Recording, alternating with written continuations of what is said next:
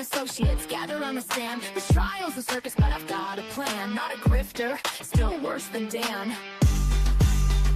Hopscotch squares, don't trip, don't fall. BK in a felony, I've heard it all. Shake it, magic 8-ball. Tell me the truth, will justice call? Me be the diva, she's running the show. To Capone and Meg, yeah, everybody knows. Fat or fat, well, nobody knows. What the corn echoes as the chaos grows. My credibility left in a vehicle. Hopscotch squares, don't trip, don't fall. BK in a felony, I've heard it all. Shake it, magic 8-ball. Tell me the truth, will justice call? What the corn echoes as the chaos grows. My credibility left in a vehicle.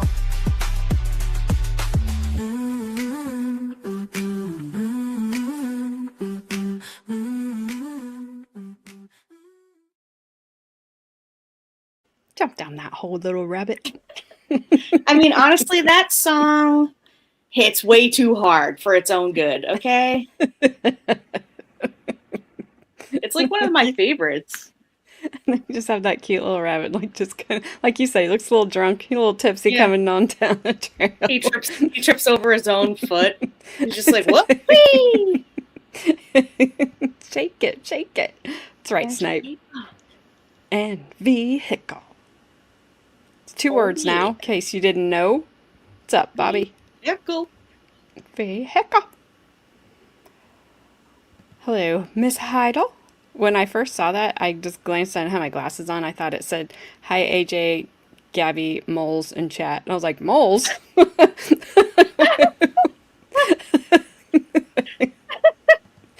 I was oh, mods. Put your glasses on, dummy. Hey, good Chloe. Job. How are you? Thanks. What's up, Bad Dazzer? Oh, Bad Dazzer. I told my husband what your shirt says. He thought it was funny. Hello again, Snipe. I don't think I said hello the first time, so hello.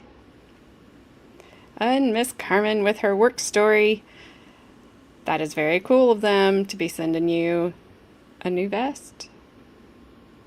Free of charge is even better. And that you're okay. That's even better. That's even more the most better. That's most betterer. Bestest. Rowdy, you got to give him a bopping, Carmen. Remember, like, do you remember that little bunny foo-foo? Oh, yeah. Little bunny foo-foo. Bopped him on the head. Forest. Wait, little bunny foo-foo running through the forest. Hopping through the forest, scooping up the field mice and mice, bopping them on the head. Yep. That's what you just got to sing to them today, Carmen. I've given you a song for work. You are welcome. What's up, you? I about said, what's up, y'all? What's up, whoever? I never tell you guys I will learn to speak. Honestly, I do, but you know I won't. Yes, and Bad Dazzer, great advice. Carmen, just dust next time, okay? It'll be fine. It'll be fine. Got some magic 8-balls. I think I got it. I know. I don't know. I have no idea. I don't know. One mole of people in chat. What's up, Deidre? They got a zapping. They didn't get a bopping. They got a zapping. That's like bop, they got a full 8 seconds. Twist it. Yeah, they needed the full 8 seconds. I hope so. Mole people. I love that game. Gabby. Bop it, twist it, spin it, pull it. Yes. What's up, Ronnie? Ronnie, Senorita Bonita. She's probably cooking chili or something. Her husband loves chili. Whew, in Texas it's hot. She loves it. I mean, she would like to eat other things, but her husband loves chili. So he's like, you will eat the chili. She's ironing chili. I could just, I could just hear Ronnie in the background. She's like, motherfucker. She's like, you're always eating that dang chili, mother effer. I was thinking about Shanda, whatever her name is, I don't care, the other day. And I was like, I should have Ronnie on when we watched her hearing because Angry Ronnie would have been perfect Oh for my God, that hearing. Angry Ronnie is so hood. Like, she is so, I don't know if you know this, but Ronnie is probably like the most gangster person besides AJ. Ronnie's like super gangster when she gets pissed. What's up, Ash? She called Flash Fan a little B word, and it was hilarious. It was the best day of my life. I'm making enchiladas, and I did say under my breath, See? mother effer, because I've been busy all dang day. I like how she's like, I said mother effer because I've been busy all dang day. She has. Good Lord. Oh, there's no doubt. Irony never ends. It never goes away. You're stuck with it forever. Carmen, it was supposed to storm yesterday. It was supposed to storm today. It might still, I don't know. And it might storm tomorrow. Or maybe never. It has no clue. When it gets here, I'll watch. Till then, go deal with your crazies at work. And I'll be okay. I will let you know if I'm not. If I get in a tornado and it swings me down by your state, I will wave as I go by. You'll be like, I'm not in Kansas anymore. I'll try to jump on the back of a cow and ride that by you. And be like, wee! We had clouds. You probably were like, cool, because you've been so hot. A cow-nado. A cow-nado. That's scary. That's why I just thought of that when you said I'll ride a cow by your house. Well, I'm glad you didn't go somewhere, else. Oh, man. So before we start, I was reading the news on the Court TV page. I don't know if we watched it here, but Carly Gregg they're going to hear her appeal, apparently. Wow, really?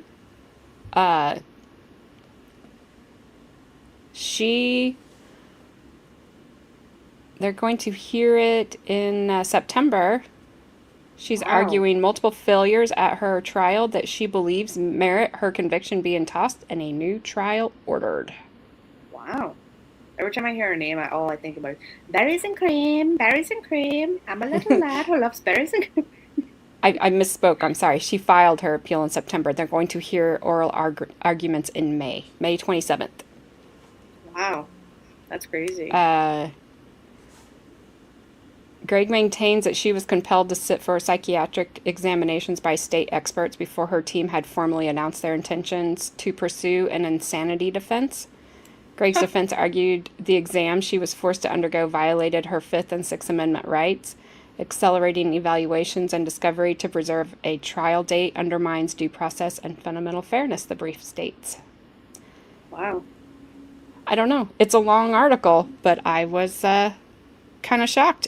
That is the other thing I saw, that Letitia Stouch is going to get a new trial. And that kind of pissed me off. I'm going to be honest with you. Wait, who's that one?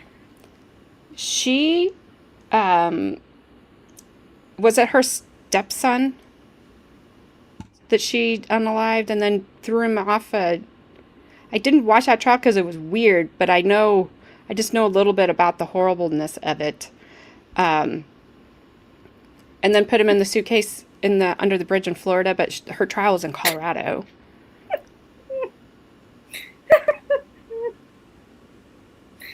Okay, so it was her stepson. Hello, Zach. I'm only here because Gabby missed me. AJ doesn't miss me. Just demands child support. I said hello to you last night, and you never even said hi back. So fine. You just left. Whatever. So, hi, Zach. Dang, Zach. Baby mama's right. Well, he keeps getting new people. That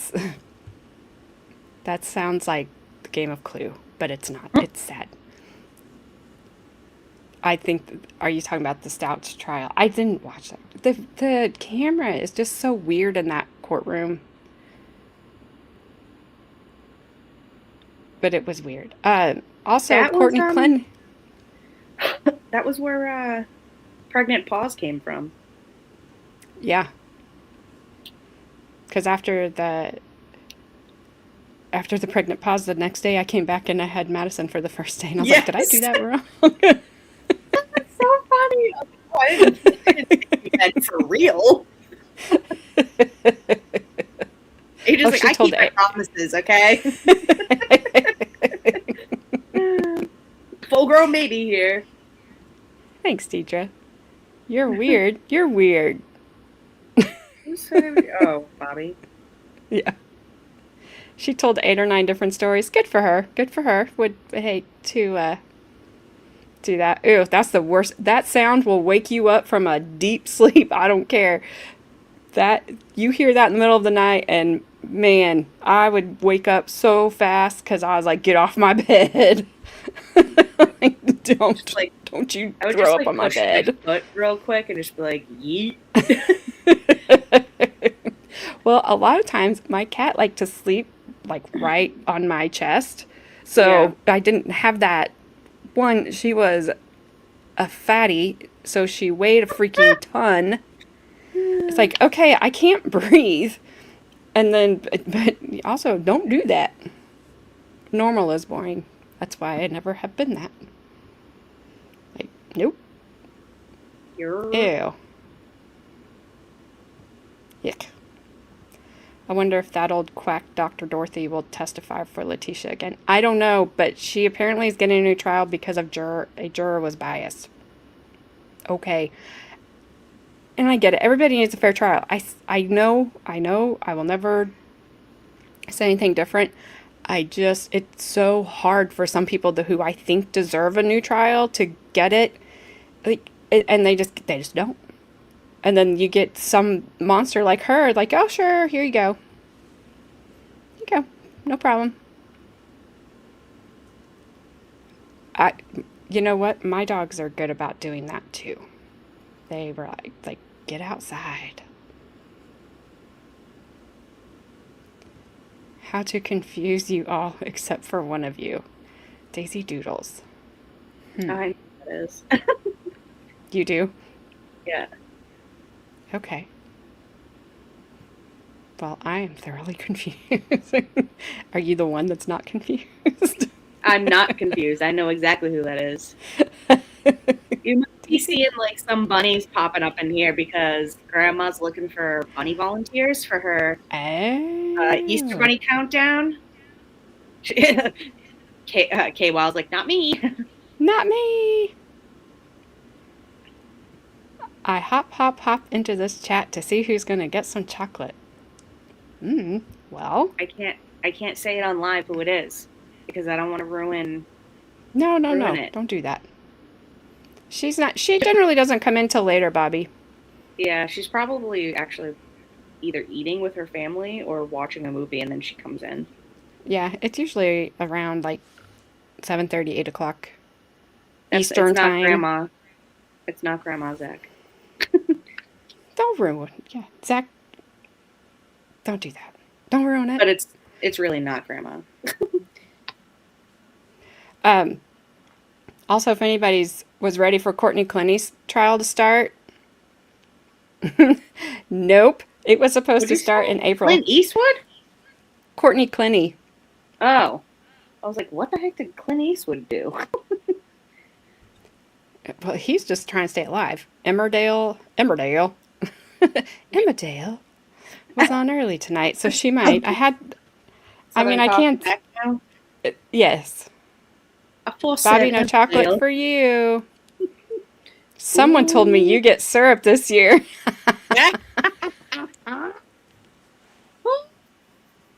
Daisy Doodles knows what's up. It's definitely not Flash Fan. Emmerdale was on early, so she might be discombobulated. It's her birthday, so she also might be discombobulated. And I'm waiting for her to come in to tell her happy birthday. Courtney Clinny was, I think she was an Instagram model. You can tell when she did not have her hair and makeup team around anymore and she's not working out in jail. She's been in jail for like 4 years, waiting to go to trial. Oh, really? Because she was the domestic abuser in her relationship. And she allegedly threw a knife across the room, and it wasn't a very big one either, and hit him right in the chest, and he passed away. Dang. But her trial, like, it has been delayed, and now it's delayed till like August. Wow. That's crazy.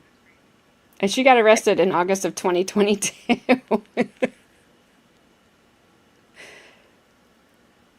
Florida women's jails apparently have pretty good chow. Business is cuckoo bird. Oh, business. Yikes. She's crazy. I was watching, I think it wasn't Dateline. Might have been 48 Hours or something. But at the end of it, it said the release date for this person was 2032. And I'm like, oh my gosh, all the crazies are getting out in 2032. Dang. We got Dahlia. We got Rachel Wade. We got this other person. I can't remember his name. I'm like, who else is... Dahlia? Yeah, Dahlia DiPolito gets out in 2032. Wow. Oh, I don't think she threw it either, Zach. I don't think she threw it either. Oh yeah, she's something. She was trying to be a ninja with a ninja star. Yeah, she's. But just she accidentally threw it and was like, "Oh, oopsie, my bad." Oh, Piccolito. Good old Piccolito. I've always wanted my foot stored in a chest. No, you. You know what? Have to do a lot of yoga for that, Bobby. I was laughing so hard when Bobby came in last night in the chat and was like, "Old maple ass."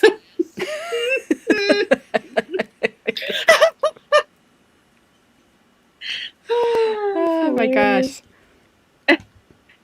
Oh, yeah, we were just talking about that. Carly Gregg's appeal's going to be heard. Courtney Clinny's delayed. There was all kinds of news going on. Daisy Doodle must hop back to the burrow. I'll be watching you all, just like my best friend Santa. We will. Ooh.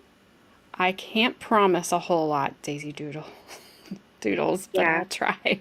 I'll try to keep them in line. Doodles, you shouldn't have hopped over here because I'll tell you one thing. You hopped over here We're all at on your the own naughty peril. list.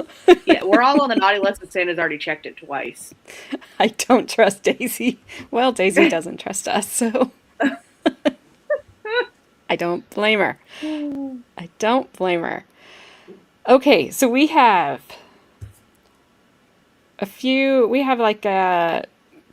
miscellaneous witnesses tonight again. We will see Dixie's husband, Jeff, will be testifying fourth. I did find a little bit of information that we'll see. I don't know. They're going to hear it May 27th, mid-wow, but they're saying something about her having to sit for her psych evals, and that violated, what'd I say, Fifth and Sixth Amendments? Yeah. So I'm not sure. I didn't read all of the article. I wonder if she's got braids now too. My gosh. I mean, Shonda had some like gangsta braids on the last hearing that we watched, and they were tight too. I was like, I hope those are giving you a headache. My scalp ain't used to this. Yeah. She's like, I had a headache last time. I didn't even have a braid. I didn't have braids in. This time I do. Also, freaking Shonda, you always do this to me. I can't stand her. And then it's like, oh, we have to limit you for ad suitability. So, like, okay, well, here's my 10th of a penny back. Okay, thanks. Also, Jerks. AJ's really serious when she grabs her pencil and waves it in the camera. That's right. That's her serious pencil. Okay, it's very serious. So the first person we're going to hear from is Dean Fraiser. He's a resident of Defiance who is going to apparently provide some context on Scott's volatile behavior and the general vibe of the town regarding his disappearance. And then we're going to hear from old Robert McConnell, also a resident, who is also going to kind of talk about Scott being a bully and why nobody really cared that he was gone. And then we will hear from a woman named Deborah Fender. I think I haven't listened to the testimony because I'll be honest, I just wanted a summary. So that's what I typed in to get. It says that she is going to testify on the state of the Shanahan marriage. Or Dixie's. Now, is that Big Deborah or Little Debbie? It's Little Debbie. And she's going to maybe talk about Dixie's behavior during the 14 months that Scott was missing. Then we get told Jeffrey. I did get some information on their timeline here. So Scott disappeared on August 30th of 2002. It's when he went to sleep forever. Yeah, he was just in a blanket fort. He was okay. Yeah. Everything was fine. And I can't see chat, so if you see anything, let me know. Oh, yeah. I see a bunch. Bobby saying, hee hee, and then whoever's dancing. Someone says, avocados. Nothing serious. Okay. June 2003, Dixie and Jeff meet at a barbecue. And then they begin their relationship. On July 23rd, 2003, Dixie officially acknowledges her relationship with Jeff during an interaction with the sheriff's office.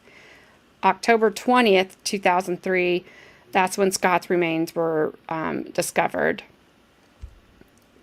And we know Jeff had been visiting and staying at the home during the months leading up to the discovery and didn't ever knew or smell anything, apparently. Maybe Jeff can smell. And then on April 16th, I know that line. That is from Liar Liar. The pen I hold in my hand is royal blue, because he's trying to say red. Yeah. And then October 16th, 2004, Dixie and Jeff marry. October 26th, 2004, jury selection begins for the trial. So he married her after they found Scott. Wow. Which we kind of knew because I knew that they got married shortly before her trial started. And the last witness we will hear from today is Deputy John Kelly. He performed the initial welfare check. He's the one Dixie told that Scott was living in Atlantic and had made hang-up calls to her. So that is the testimony we will be hearing today. Now I feel like, I feel so behind. I can fix her. Sure. Here's the thing. You can't. You can't fix him. You can't fix her. It should actually say I can fix her - Carmen, probably. Not Jeffrey. I did change my hair. It is a little bit blonde. It's summertime. Springtime. Oh, well. It's not all blonde. I still got some brown in there. Dark. It's all kinds of colors right now. It doesn't know. It's not like you're ever going to find the exit anyway, Zach. Whatever. whatever you need to get through the day. So he comes in here and like every 5 months he just throws you like a $1.99 super chat. He's like, here's child support. Here's milk money. Yeah, it is superior until you get old and you start getting gray hair that you have to cover up every 2 weeks. So I got that, but I just look at him. You gotta change. Don't give him the side eye. I told my hairdresser about you. I'm like, about me? Yep. I was like, I'm going to tell you a story, and it's going to make you're going to lose your mind.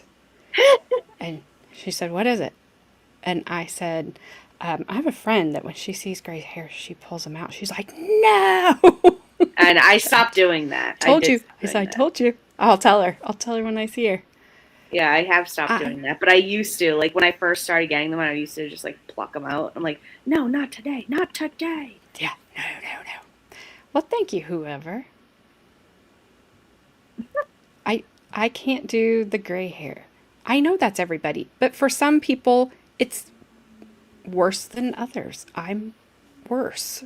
I mean, if I let it go, I would be all salt and peppery, and I don't want to be that yet. Ah, look at there. Wow, Gabby is a prophetess. Thanks, Zach. I will go buy some milk. I know it.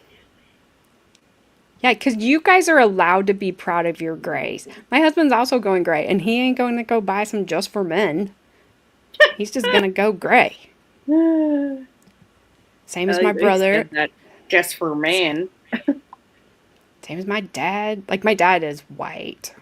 His hair is like not snow white. Like, it was silver, but it's just getting whiter. It's very nice. He's got a nice full head of hair for being almost 85. Not gray. Lovely silver threads. Okay. With a little salt and pepper mixed in, because it's not all... I probably would end up white like my dad's. I have no idea. And we kept my mom's hair colored until the end, because that's what she would have wanted. So that's what we did. But she had short hair, so it was easy.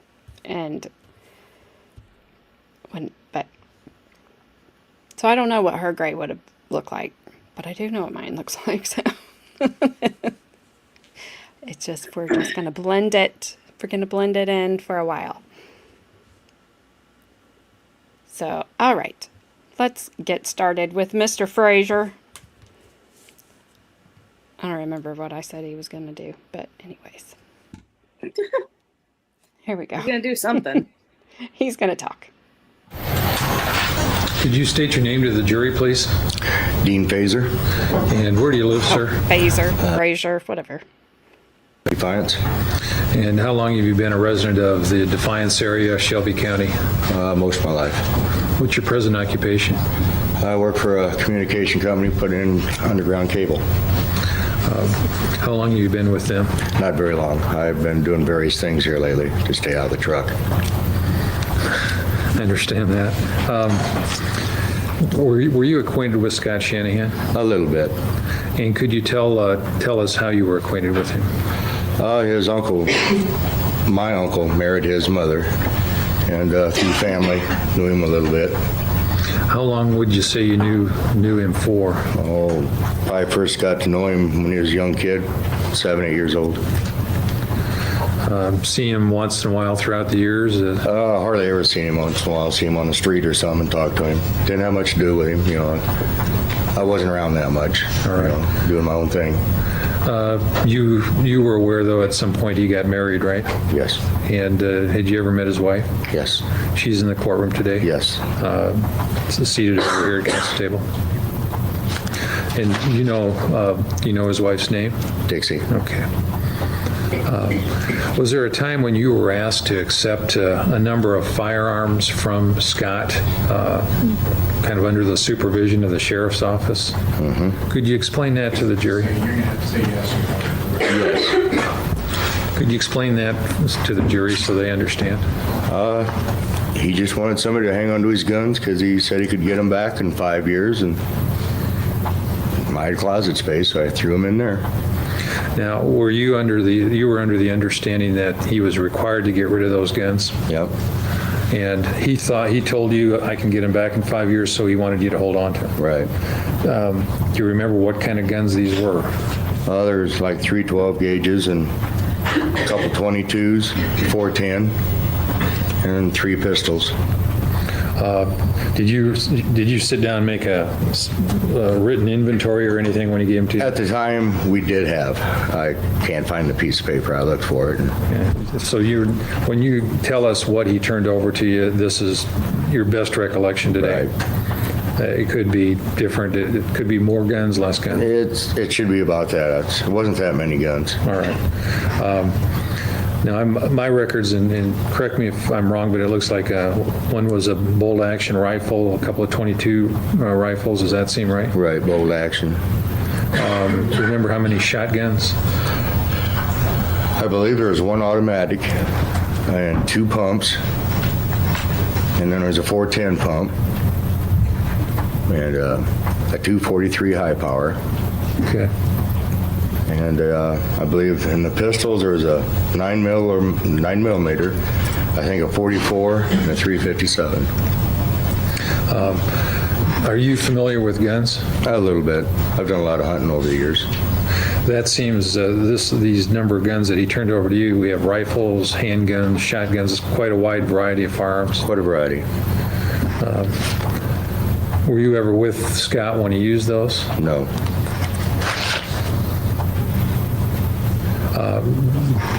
I should ask you this: would you ever put a 20 gauge shell into a 16 gauge shotgun? Never would. I don't know if it'd work or not. Never tried. Would you ever load a 12 gauge shell into a 16 gauge shotgun? I don't believe that would fit. Now, at some point, did you contact the sheriff about these guns and what you should do with them? Yeah, after he got in trouble the second time, I called the sheriff because I didn't want the guns. So I called the sheriff to see what to do with them. And he said bring them down, he'd lock them up in the safe. When you say you called the sheriff, was it Sheriff Kavanaugh? Yes, it was. What else did he tell you at that time? Just basically that the guns were in my name and not to give them back to him directly or indirectly. This is what the sheriff told you? Yes. So what did you do at that point? Well, I called Scott and told him I was either going to take them down to sheriff department, have them locked up, or I'll sell them and give the money to the kids. The kids, as if giving the money to a charity? Right. He had 2 kids at the time, and I was going to put it into a college account or something for him. All right. What did he respond, or what did he say? Well, he told me, don't take them to the sheriff. No good come out of them there. He says, go ahead and sell them. So I went and dumped them. I got rid of them. All right. Now, Scott, did he ever try to get the guns back or ask? Oh, yeah, he never would believe that I had them sold. I just kept asking him all the time for the Social Security number of his kids. I'll gladly give you the money. But I never could get the numbers from him. This went on for 6, 7, 8 months. Do you know how many times he would have contacted you seeking, what did he want? Did he want the guns back, or did he want the money from... Nothing was ever really said about the money. It was always, I want my guns back. All right, so Scott Shanahan wanted the guns back, and you were in the process. Had you actually disposed of them at that point? It took me a few weeks to get rid of them. All right. You know, I tried to get the best price out of them I could. So he contacted you, wanted the guns back. Did you and he ever have a face-to-face? Yeah, one Sunday morning, it just got done snowing, and for some reason he parked out on the road and walked up to the house, and real nice at first, and right away, where's my guns? I told him they're gone. Give me the Social Security numbers for the kids. And what happened then? Oh, he threatened to call the sheriff, and I was going to be in jail and all this, and I just told him to leave the premises. Did it ever get any rougher than that? No, just a lot of words. Was there ever any time you had to actually use force against Scott? Well, there was one time I was hauling grain sent along the highway, and he pulled up and come over and climbed up on the trailer where I was, and like I say, right away, it's nice, how you been? Long time no see, and right away, where's my guns? Told him they're gone. Give me the Social Security numbers. I'll gladly give you the money. And he threatened to put me in jail and call the lawyer and stuff, and I just, I smacked him one. All right. You never gave him the guns back, though, did you? No, I never. I was tired of hearing it by then. Okay.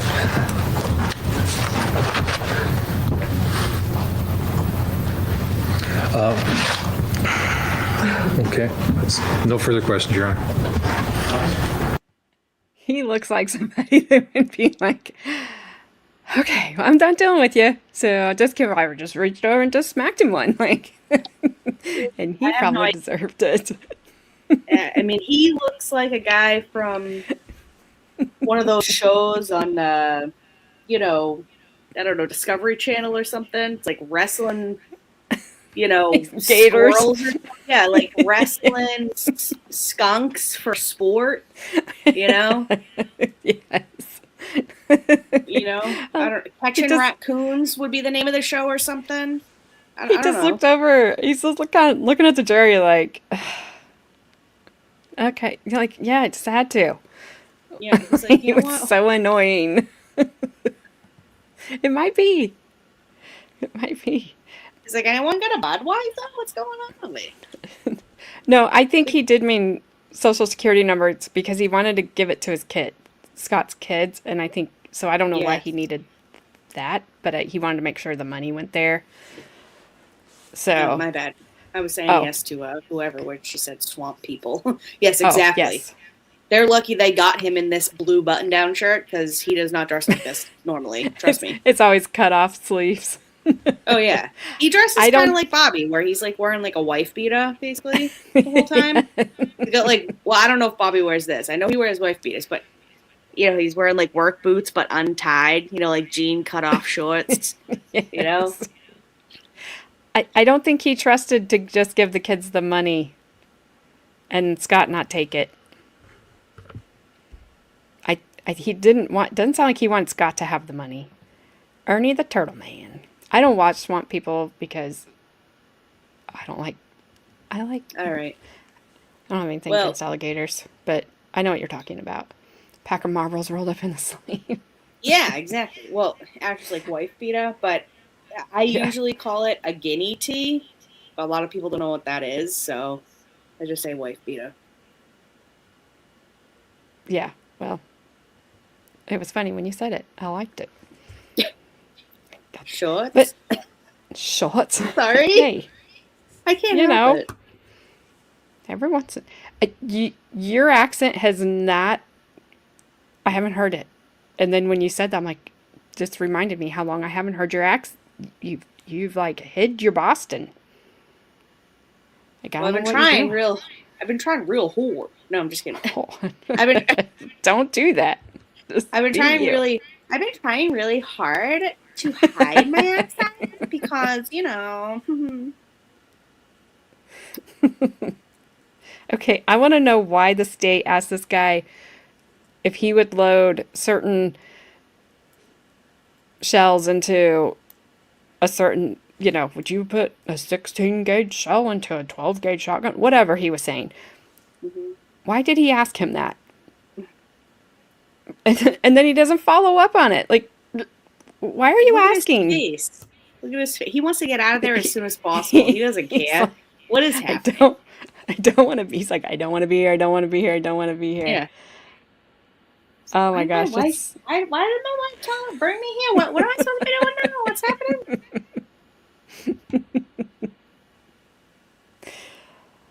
Okay. Let's see what. Hopefully the defense has some. Maybe they'll follow up and ask why. Let us know why he asked about the ammo. Well, I'm not going to hold my breath on that, but it could happen. Well, I mean, there are some that can take different. You can mix. I don't know what they are at the top of my head. I've heard of them. Like mix and match bag of chips at BJ's, for like eat something.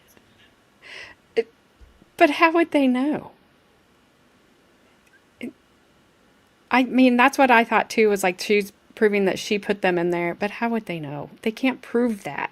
They don't have unless they that. have fingerprints, maybe. But there was, I mean, I don't think there was any there was wadding left, but that comes out of it. That wouldn't have her fingerprints What on did it. you say? Wadding? Wadding? Yes. Like a wad? Like a wad Yeah. of something? Yes.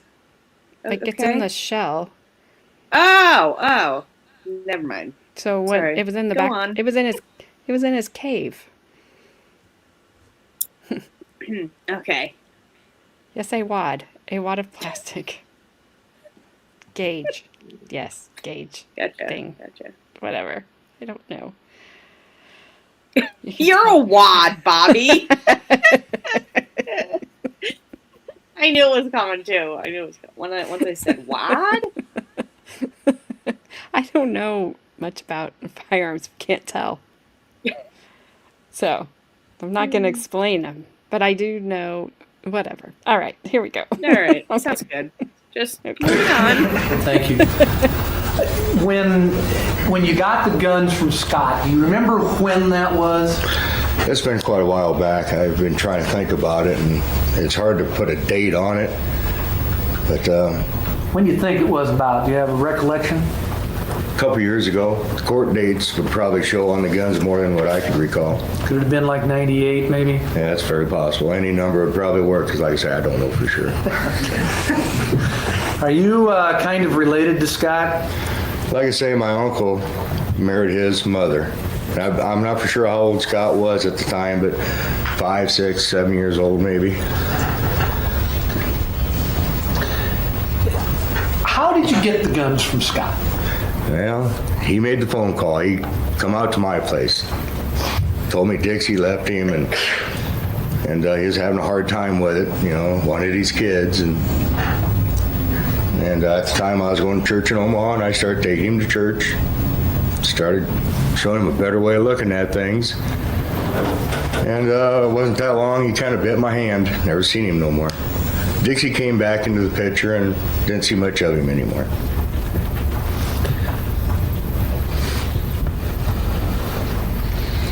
Did you make a list of the guns that you got from him? At the time, I remember a yellow piece of paper we kind of scribbled things down on. Did you ever give that list to anybody? No. Were you ever asked for that list from anybody? Not at the time, no. Since then, you have been since Well, this case came up? But, yes. I mean, at the time, did anybody ask you for it? Do you remember how many guns? Like I say, I believe 1 automatic, 2 pumps, a 410 pump, a couple 022s, and 3 pistols, to the best of my knowledge. About 9? Something like that.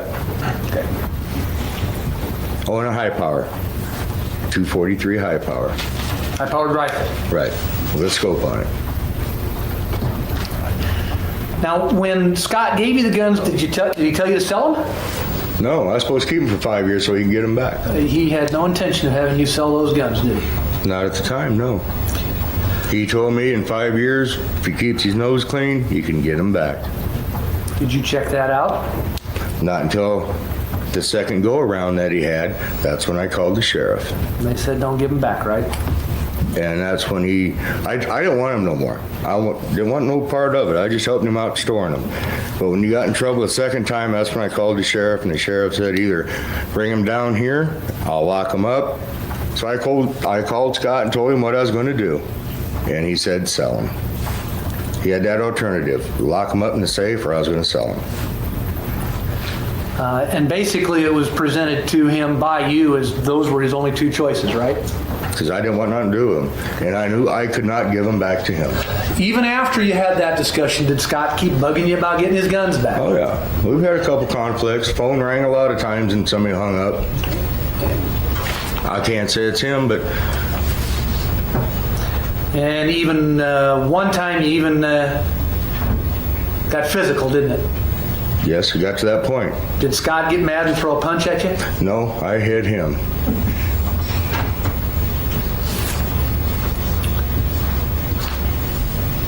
That was my mistake. Well, did he leave after you hit him? Is that a As yes? he ran across the road saying, I'm going to be in jail tonight, you're going to hear from my lawyer, he got in the pickup and left. And I went about my business.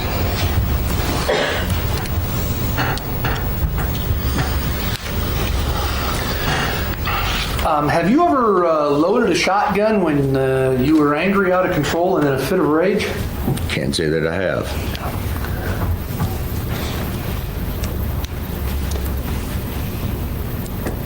I don't have any other questions. Thanks. Thank you. No questions. Thank you. You're excused. Thank you. We'll give you a break. We'll call you back to the courtroom as soon as we're ready for you. All right. Would you state your name for the jury, please? My name is Robert Edward McConnell, And where do you live, sir? Defiance, Iowa. What do you do for an occupation? I'm a painter. In addition to that, do you do any part-time work? Yeah, I read the water meters for the city of Defiance. I also deliver Omaha World Herald in the morning early How long have you lived up there in Defiance? since 1976. And how long have you been a part-time water meter, you said, right? Yes. Yeah, how long have you been a meter reader for? Done that for a little over 3 years. About how many meters do you have up there that you need to read? Everyone in town, I'm not sure of the number. I just do it. Do you read all of them yourself? Yes. Do you, and that's on a part-time basis? Yeah, the 15th of every month. Can you get it all done in one day? Yeah, it takes me about 3 hours. Are you acquainted with Scott and Dixie Shanahan from Defiance? Yes, I was. And do you know their address? No, I don't know the address. I know where the house is. House sits on a, let me make sure.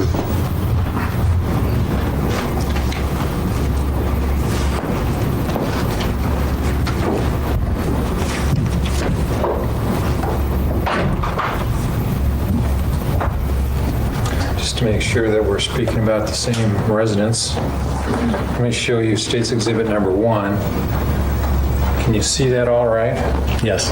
All right, and I'll pull that back a little bit for you. Do you recognize that? Yeah, that's their driveway, the house, it's heading north right there. All right, we're looking north, that's the south side of the house. Yes. And when we say the house, we're talking the house of Scott and Dixie Shanahan? Yes. Is Dixie Shanahan in the courtroom today? Yes, yes. You recognize her here? Yes.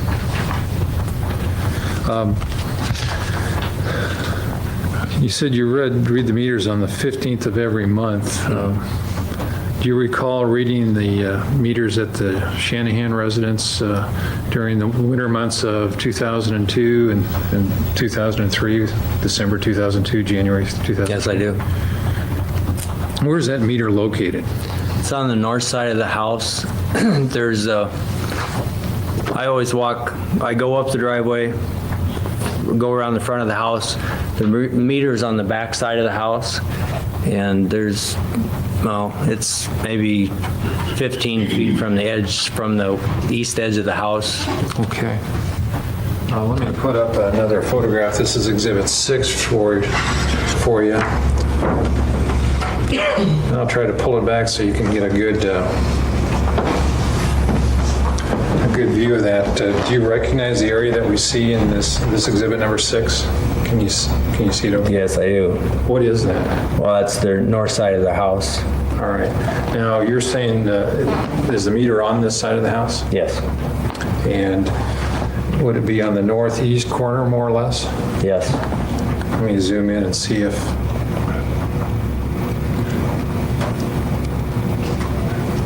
It's pretty dark on that one.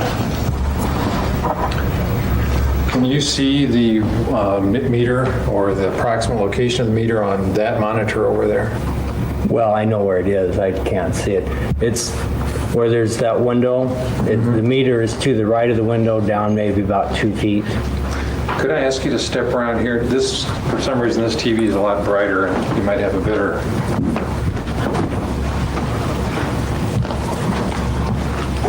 Yeah, just Stand to the side so the jury can see. the meter's located about right here. All right. And that's the water meter. Go ahead, you guys.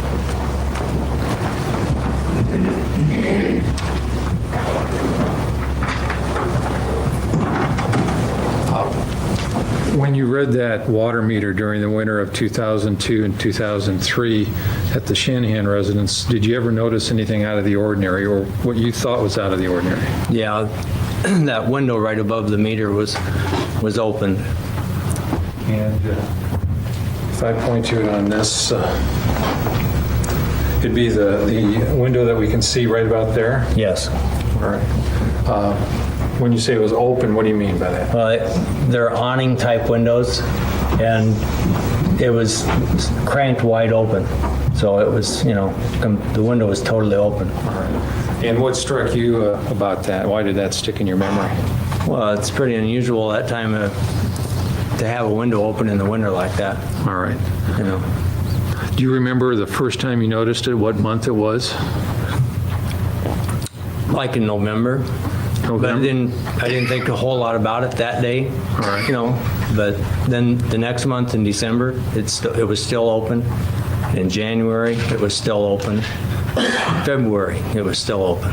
All right. So when you say November, you're saying November of what year? 2002. And then December 2003. Well, December 2002, then January and February. Yeah, 2003. Mm-hmm. At some point, was the window closed? Later on towards the spring of the year, but I don't remember for sure when it was. All right. But in other words, later on, after you noticed it opened in the winter months, you noticed it was closed later on. Yeah. Last October of 2003, you would have read that meter about the 15th of that month? Yes. Do you recall whether that window was open or closed then? I think it was closed at that time. Okay. Nothing further, Your Honor. Did you notice any odors? No, I never did. That's all I have. Thank you. You can step down, thanks. You're excused. Would you tell the... Oh, he didn't talk about him being a bully at all. Whatever. Was the window parked? Might have been. But I was hoping he was going to ask if he smelled any odors. And he did. And he didn't. That's so weird. How did she do that? All right, Miss Deborah. Hear your name? Deborah Fender. And where do you live, ma'am? What's your present employment? I do in-home daycare and I work at Manila Depot. And your marital status? Married. Who are you married to? Scott Fender. Where are you from originally? Jefferson, Iowa. And how long have you and Scott lived in the Manila area? We lived in Irwin and we moved to Manila, so we've been there 20 years. All right. Did you ever become acquainted with a man by the name of Scott Shanahan? Yes. Could you tell the jury how you came to know him? I came to know him through my husband, mainly through phone calls. He would call and ask for him. Very seldom seen him in person. Were you and were your husband and Scott Shanahan, were they friends? Yes. And did you ever meet Scott Shanahan's wife? Yes. Is she in the courtroom today? Yes, she is. Seated over here at the table? Yes. And do you know her name? Dixie. Did you ever have much contact with the defendant, Dixie Shanahan? Mainly it was through her daughter Ashley went to Head Start where I worked, and I went to the home to sign Ashley up, and then I went to the home for a home visit. So before your present employment, you used to work with the Head Start program? Yes. What area did that cover? It covered Shelby County. The whole county? Yeah. All right. And what was your position with the Head Start program? I was associate teacher. When were you with Head Start for Shelby County? How many years? Or? Yeah, could you give us when you started, about when you left? I started I was there 8 years, and I had quit just a year ago. Right. So from the 8 years before 2003? Yes. You said one of your duties as a Head Start assistant teacher? Yeah. One of your duties would be a home visit. Yes. And did you make a home visit to the Shanahan residence ever? Yes, I did. Do you recall when? In December of 2002. And what was the purpose for that visit? We would just go into the home and talk with the parent and let them know how the child was progressing, and then set up goals as to what we'd like to see them accomplish before our next home visit. And what child of the Shanahans was it that you were there to work with, or, to work with? Ashley. Ashley. That would be the second child? Yes. What grade was she in, do you recall? What grade? Yeah, was that a consideration, what grade, or did that matter? No, she was, we took 3, 4, and 5-year-olds. Oh, I'm sorry. It was a preschool. It was preschool, that's Yes. right. So when you were there for this home visit, do you recall approximately when it was? The time of day, Yeah. 3 o'clock in the afternoon. And this is in December of 2002? Yes. How long were you there at the residence? Approximately an hour to an hour and 15 minutes. And who was there in addition? You were there, Ashley was there, was anyone else? And Zach came in after school. What about the defendant, Dixie Shanahan? Was she there? Yes, she was there.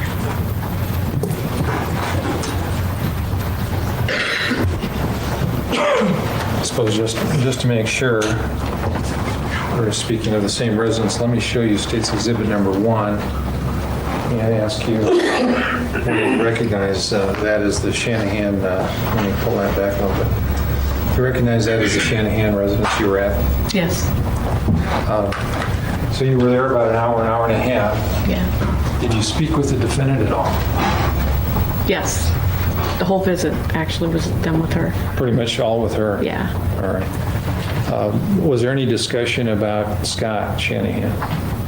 The discussion was just that she said he had phoned and said that he was going into the delivery room because she was pregnant at the time, that he was going to go in the delivery room when the baby was born, and she told him that he was not going. Okay, let me back up a little bit. When you were there, Scott Shanahan was not there. No. At least you didn't see him there. No. What part of the house were you in for this home visit? I was sat at the table, dining room table. All right. I don't know if you can you see this chart from where you're at? If this is the front door, the dining room table is right in this area? Yep. Is that the only part of the house you were in? Yes. And you didn't see Scott. Was there any discussion did you know that he was, did she say something about him not being present in the home? Or how did that subject come up? We knew he wasn't present because when she signed Ashley up, she said that he had left. Do you know when it was she signed it? When you say she, you mean the defendant, Dixie Yes. Shanahan? Do you know when she signed Ashley up approximately? I had signed her up a year prior to that, and they did not send her. And then she came in and signed her up.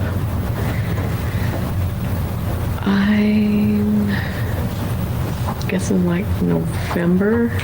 About a month before you were there? Yeah, because she started after we had actually started Head Start. Okay, so the defendant came in to Head Start about November 2002 to sign her daughter up for this program. Yes. And it was at that time she reported that Scott was no longer in the house? Yes. So then how did you and the defendant start discussing, well, first of all, when you met with her in December in the dining room, did she say where he was? She said that he had gone to Atlantic. Did she say why he had done that? No, not really. Did she say whether he was, where he was living in Atlantic? No. Did she say anything about Scott's possessions, Scott's different pieces of property? She had said that she had sold his shop and all the stuff in it. What about, was there anything about what she was telling you that caused you to question what she was saying? Scott was a very possessive person of his things. He was, because he really didn't work, so that was all he was in that shop working all the time. And so when she said she had sold the shop, that kind of, I don't know, I just thought that was, because if he would happen to come back and she had sold his shop, I don't think he would have been happy. Did you notice whether his vehicle was still around? Yes, it was. What kind of vehicle is this? What kind of, is it a car, a truck? It was a brown pickup. Brown pickup. Where do you see it at? It was sitting in the driveway. Did you ask the defendant about that? Yes, I did. What did you ask her? I said, I said, he didn't take his pickup? And she said, no. She said, I drove it around the house till I ran out of gas, so he couldn't take it. Now, as you and the defendant are discussing these things, how would you describe her, you know what I mean by demeanor? How did she appear to you? Fast. Talked real fast. Hands going a lot. I couldn't say nervous, because I think every time I'd ever seen Dixie, she just talked really fast and, gestured with hands a lot, but it was no different than any other time I had talked to her. Okay. No further questions, Your Honor. Thank you. Your home visit was in December of 2002, correct? Correct. Ashley had been signed up with Head Start the year before. Is that right? Right. And hadn't come. Mm-hmm. Is that correct? That's correct. And then Dixie signed her up again the next year. Correct. Now, you say Scott was a very possessive person of his things. Is that right? Correct. Is that a fair statement, Scott? That's fair. Now, did Dixie tell you that she sold the shop, or did she tell you that the shop had been sold at a tax sale? She told me she needed to pay taxes and that she sold the stuff. All right. Now, you say you mainly knew Scott through phone calls to your husband? Yes. They call a lot? Not necessarily. He was sporadic. That's why when he was missing, because you never, like you might call twice in 1 week and then you wouldn't hear from him for like 3 or 4 months. But he was calling for your husband? Yes. Because I really did not know him other than through that way. I mean... Other than him calling for your husband? Yeah. Okay. I don't have any other questions. Thank you. Thank you. You're excused. Well, that was quick and whatever. He's like, oh, lordy. Supposed to do a dance, like a hoedown dance or something. We have a castle. Bobby Tim Horton. Stomp down. Stomp down. All right. Bobby Dunks. That's the mobster name right there, Bobby Dunks. Bobby Dunks. Yeah. So he doesn't exist? No, definitely not. Dang it. That was one of my guesses, and then title said Bobby Duncan.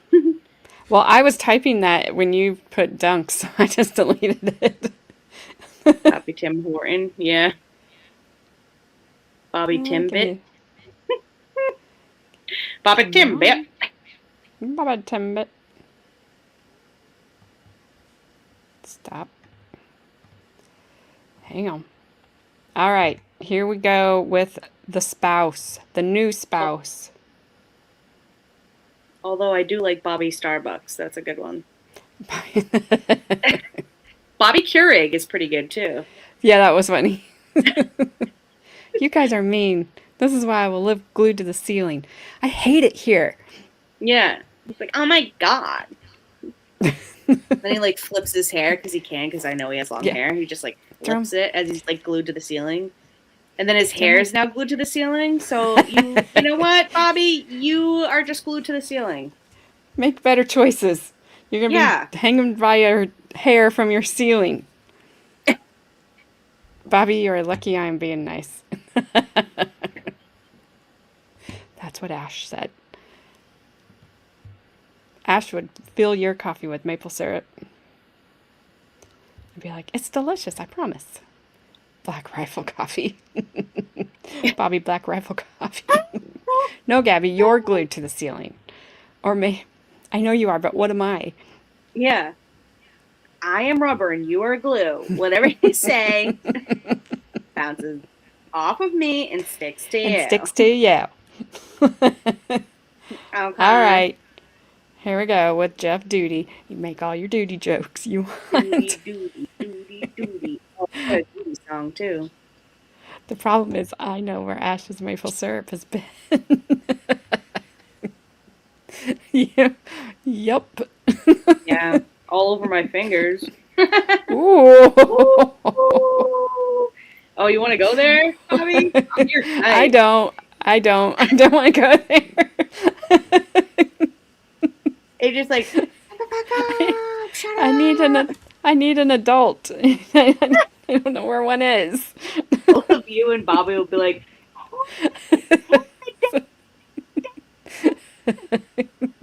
No, I don't want to go there. I'm with you on this one, Bobby. we'll I'm teach with you you how there. syrup is made. Oh, no. Okay, I'm just going to shut up now. I will. Ash. Start the escape pod. Lick it. Magic maple syrup. Ew. Ugh. Howdy doody time, eh? All right, I'm hitting play. Okay. Please. Jeff Duty, And where do you live right now? currently in Defiance. And your marital status? I'm married. Are you married to Dixie Shanahan? Yes, I am. And when did you marry her? The 9th of April of this year. About 3 weeks ago. Yes. Okay, April 16th, April 9th. I have no good How dates. long have you I give known up. the defendant, Dixie Shanahan? Almost 11 months. Could you tell the jury when you first became acquainted with her? I met her the day before Memorial Day of 2003. And how did that come about? I was down at what would be one of her neighbors, and we were having a barbecue, and her kids were down playing with my friend's grandkids. And later on, she came down to check on the kids. Do you remember what day of the week this was? I believe it was a Saturday. So this was a barbecue dinner by the neighbors of Dixie Shanahan that you attended? Yes. And their name was? Mark and Marcy Carl. Had you ever met the defendant, Dixie Shanahan, before that day? No.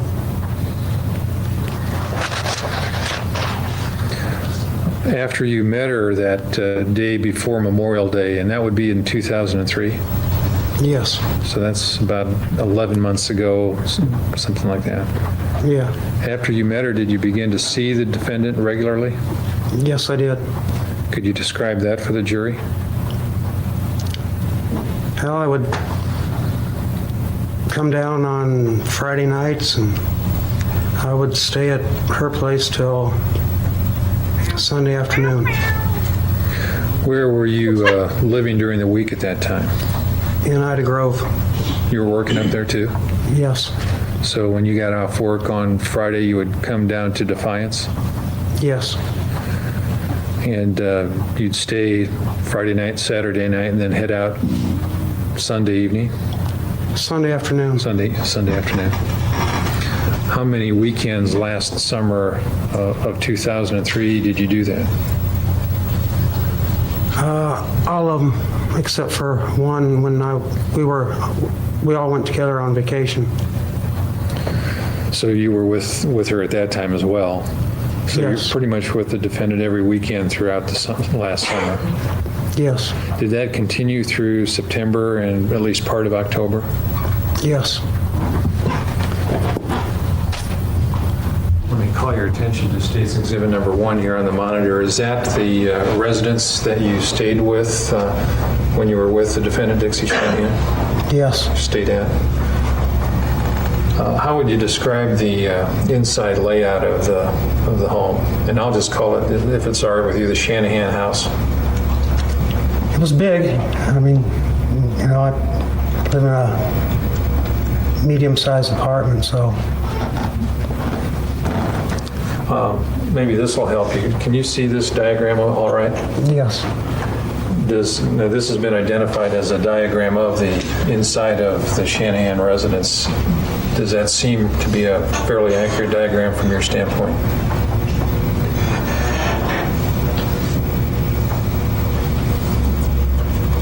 Yes. When you were in the residence, was there a place where the kids had a bedroom? Yes. All right. This could be a pointer. If you push that button and you point, it'll put a little dot there. Could you show the jury the children's bedroom? All right. And is that where the children usually slept while you were there during the weekends? No, when I was there, they were usually in the living room. Why was that? Well, I guess because there wasn't a TV in their bedroom, and they usually used to fall asleep watching TV. Were there any beds out here in the living room when you were there during the weekends? No. So where would the kids sleep then?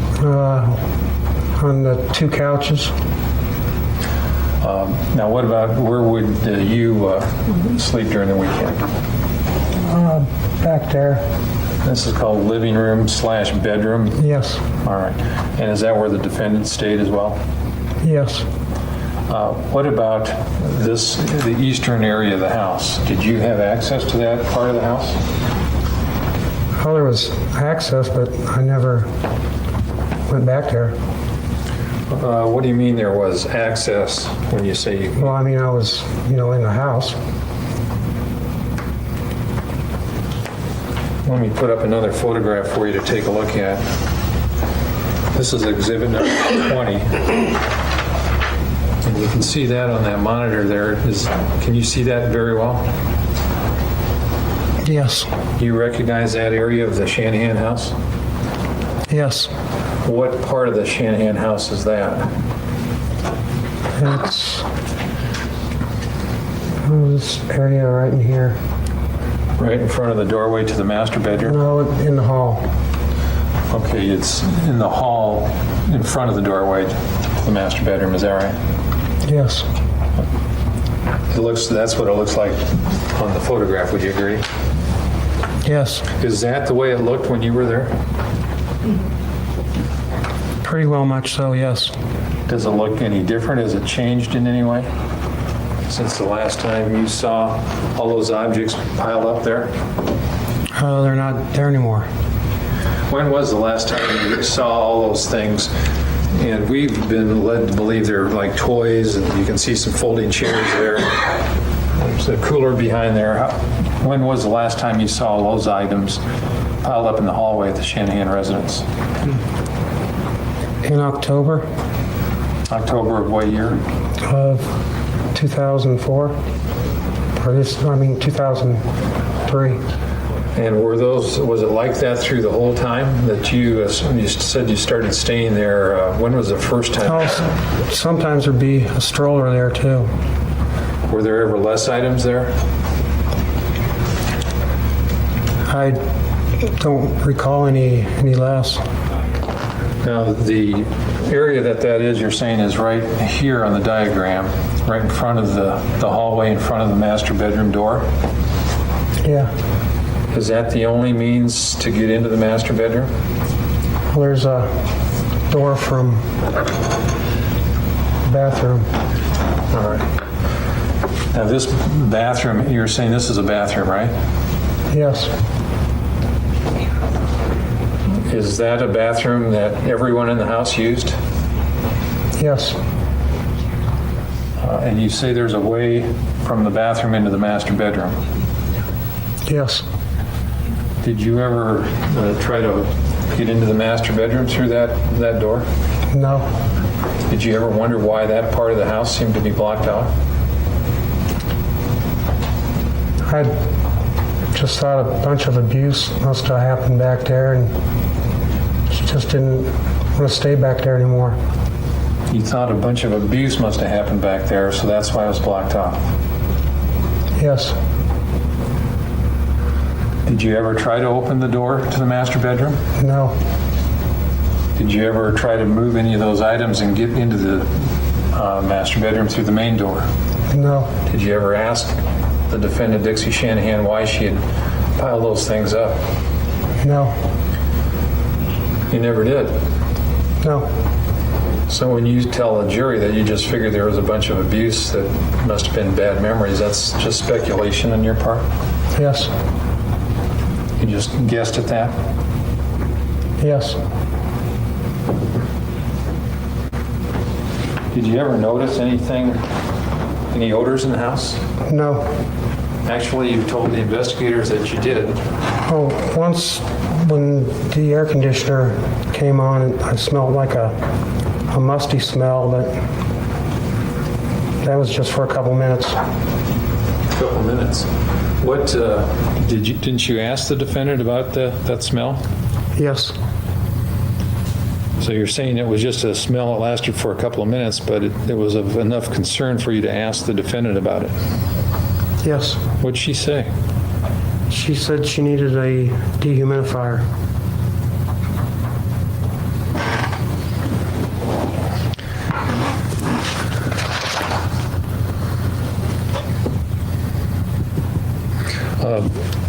About a week or two before the defendant was arrested in this case, did you do anything around the outside of the house?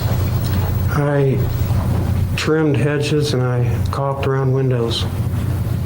Did you ever do any spraying around the house? Over on the corner of the garage for what I thought was the first termites. In one of your statements, you said you sprayed the entire foundation of the house with soapy water. Is that right? Yeah. That was for the box elder bugs. All right. I thought you said it was for flying ants in your statement. The other part was for the flying ants.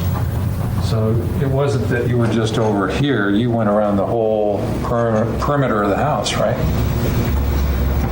On one occasion, yes. On one occasion, I just did around the garage area. Over the garage area over here. Well, let's concentrate on the occasion when you went around the whole part of the house. That was about 2 weeks before the defendant was arrested?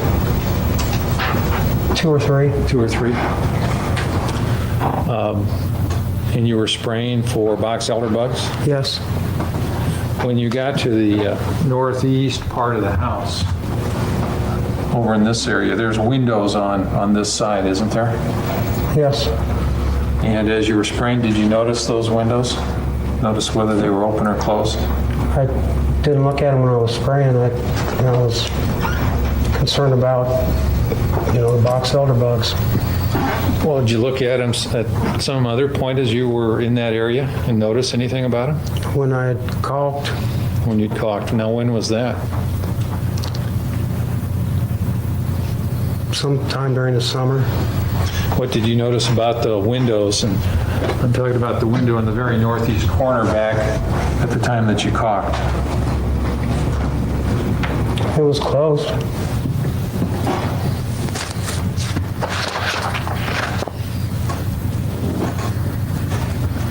No further questions, Your Honor. You met Dixie in Memorial Day weekend of 2003, correct? Yes.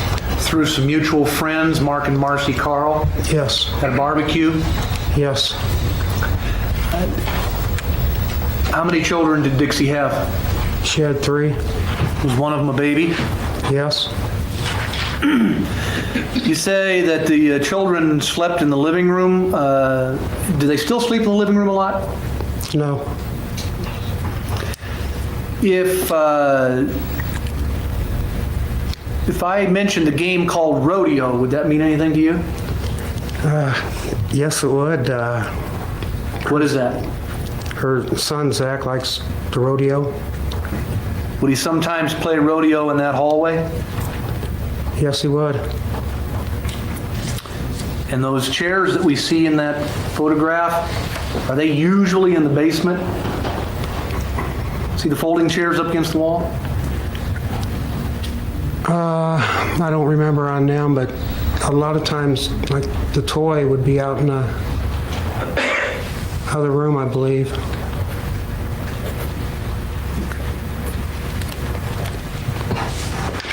Are you working, Jeff? Yes, I am. Where? I'm working at Midwest Industries in Ida Grove. How long have you worked there? I'm going, next month makes my 10th year. I don't have any other questions. Thank you, Jeff. Just briefly, Your Honor, maybe did I misunderstand you? I thought you had told us earlier that this was pretty much the way that hallway looked from the time you started staying there until the defendant was arrested. Oh, pretty much, but every once in a while, you know, the one or two of the toys will be out for the kids will be playing. But you're not saying that was cleared out or anything? You ever saw that hallway cleared out, did you? No. Nothing further, Your Honor. Nothing further. Thank you. Thank you. You're excused. That is crazy to me. Less than 15 minutes. Her husband's on the stand. All right, hang on. Like these witnesses, they're just flying by. They don't, I don't know. Like I said yesterday, some of these witnesses would be on the stand for days now. Or at least hours. Okay. There's just a whole string of bikes that drove by my house. Oh, you're fine. I was like, there has to be like a car show or a bike show going on because I feel like they're, filming, Fast and the Furious, the next movie in front of my house all the time. It's ridiculous. All right. Bobby, I'm a good boy. There it is. Are you? No one believes you, Bobby. Your halo are horns, just like the rest of us, okay? You're one of us, one of us. He's like, I am not. I don't want to be. It's too bad you are. Cope.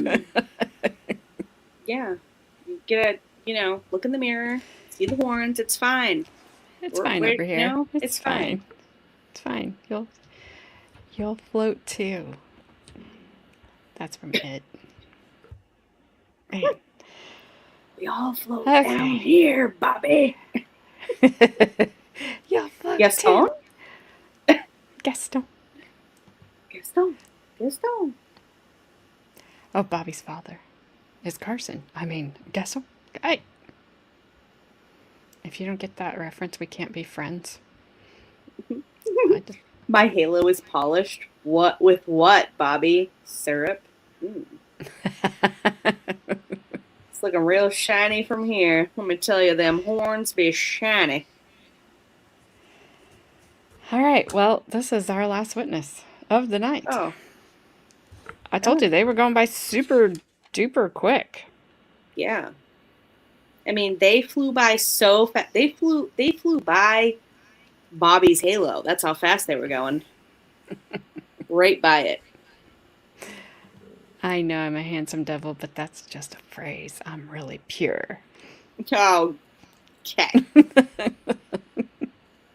Polished with grapefruit juice. Oh,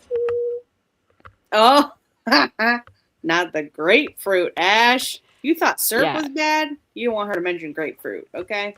I have picked up on that. I don't know what your guys' grapefruit thing is. No, because I don't want to know. I don't want to know. Never watch it. Yep, don't want to know. And when somebody tells me that kind of thing, do you know what? Yeah. I believe you. You should, because your pure gangster eyes should never see this video. Yeah, I'm good. All these people in here talking I about believe their you. purity and you. their innocence being lost. AJ's innocence would be completely. I don't even know if she watched this Grapefruit video. She wouldn't probably stream for like 3 weeks straight to be like, "What did I just watch about I a would be grapefruit?" shattered. Yeah, it would be. Her whole world would be shattered. I wouldn't even go in the produce section of the store ever again. She'd be like in Costco with her dad and be like shaking as she gets to the produce section. Be like, "I can't do it, Daddy. I can't do it, Dad." Can you see that? It's my light. Sometimes because I have them dimmed just a little bit above me, and it flashes. Sometimes, can you see it? Man, my stomach's being super loud. I don't know. I mean, you did break out the pencil, so I kind of feel like it's serious, and I should pay attention where the pencil's going. But it's just pointing up there. I didn't see anything flashing. Well, okay. So if you didn't see it, if you guys have not seen it, it's been doing it like all week. So no, I didn't see anything. It's because I dimmed it down a little bit. I don't know why. All of a sudden, it seemed like they were very bright down here. It's like, stop it.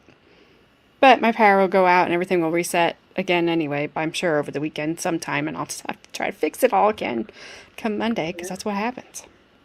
Mm-hmm. That's true. All right. Here we go. Here witness. we go. Deputy John Kelly. Sounds about right. That is his John Kelly. I had to turn my page. 2 first names. John Kelly, Deputy Sheriff. That's his full name. John Kelly, Deputy Sheriff. Yes. It's not the other way around. It's just, just how AJ said it. Yes, that's correct. Just, I'm always right. Mm-hmm. Absolutely. All right, we'll see how he states his name. All right. All right. I'm probably wrong. Even if you state your name for the jury, you're still right. That's right. That's right. It's the only way. It's the only way to say it. I have never lied. Okay. We're just telling fibs now. First name Mr., last name Officer. Yeah. Middle name Police. Middle name is Wee Woo. Wee dash Woo. I had turned my page too soon, because now he's a short witness too. How long is this? He's shorter than Jeff Duty. It's only 13 minutes. Master Queeper. That's right. Even when you're wrong, you're right. That's right. That's right. That's right. Mister, that's wrong. That's No, I feel like that's right. Can you go back? That's kind of right. I know. You didn't really need to go back. The Queefler? Oh my gosh. See, Bobby, one of us. One of us. See, you're trying to not be, and you are. Yeah, you are. Well, you can run, but you can't hide, Bobby. It's okay. It's all right. It's okay. You only got like 13 minutes and 33 seconds, and then you can escape us for the weekend. All right. Well, we'll pull you back in on Monday. I came in like a wrecking ball. Oh yes, absolutely. Yesterday she did, and it was hilarious. It was from the night before in her live. It all spilled over into your chat. It was amazing. It was amazing. You don't have to run. You can walk quickly at a fast pace. That'd be fine. Almost like you're running, but speed walk. And I want you got to have your elbows moving and your hips going like those speed walker people. Yeah, that's what I do. When people are just walking regular, I'm like Because you're just trying to keep up. Yeah, I'm like, why are you 87 feet tall? I can't walk that fast. Yes. Please. Power walkers, speed walkers, whatever. Rah, rah, rah. It's all right. It's okay. We're going to get there anyway. But I can't say rah, rah, rah. I have to say rah, rah, rah. Yeah, you have to. It's the only way to say it. Boom, shakalaka. You can run, but you cannot hide. The maple will find you. Always. Boom, shakalaka. It's right. Oh, shaka, rah, rah, rah. Rah, rah, rah. Yeah, my mom was short, so she'd always tell me, slow down. I was like, I'm just trying to keep up with you because she was a little fast walker. No, I mean, you get used to it when you have short, stubby limbs.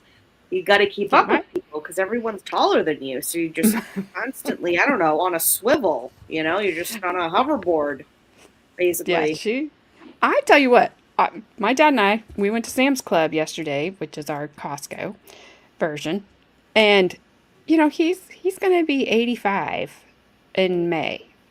I was like almost sprinting to keep up with him.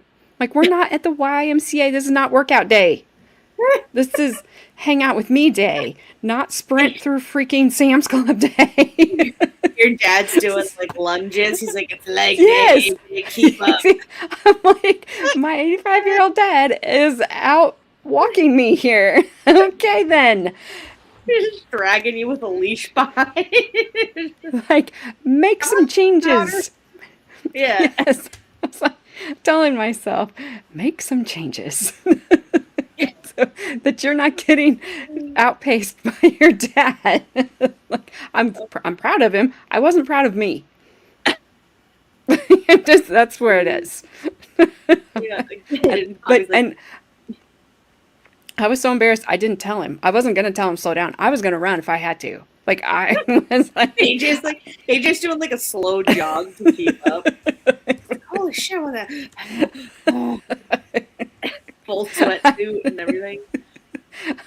We didn't have a cart. We only had to get 2 things, and that I think it was the Kleenexes was slowing me down. The big 1,000 boxes of Kleenexes I was carrying.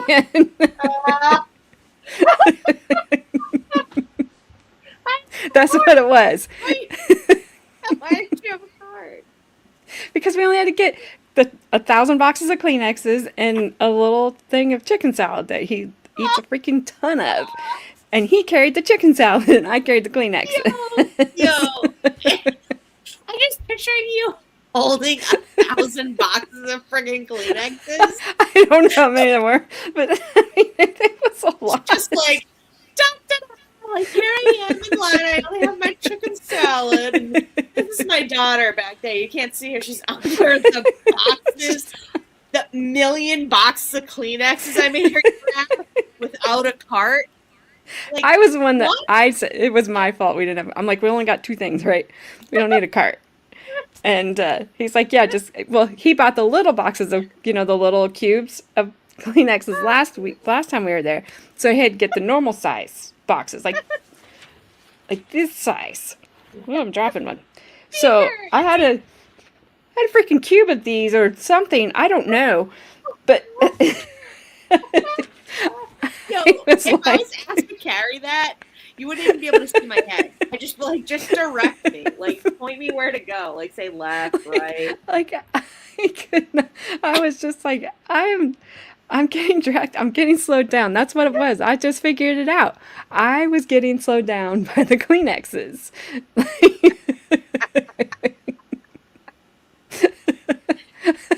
Like, I'll get the chicken salad. Don't worry about it. AJ, like, she can't even see what's even happening. Like, she's living in these boxes of tissues at this point.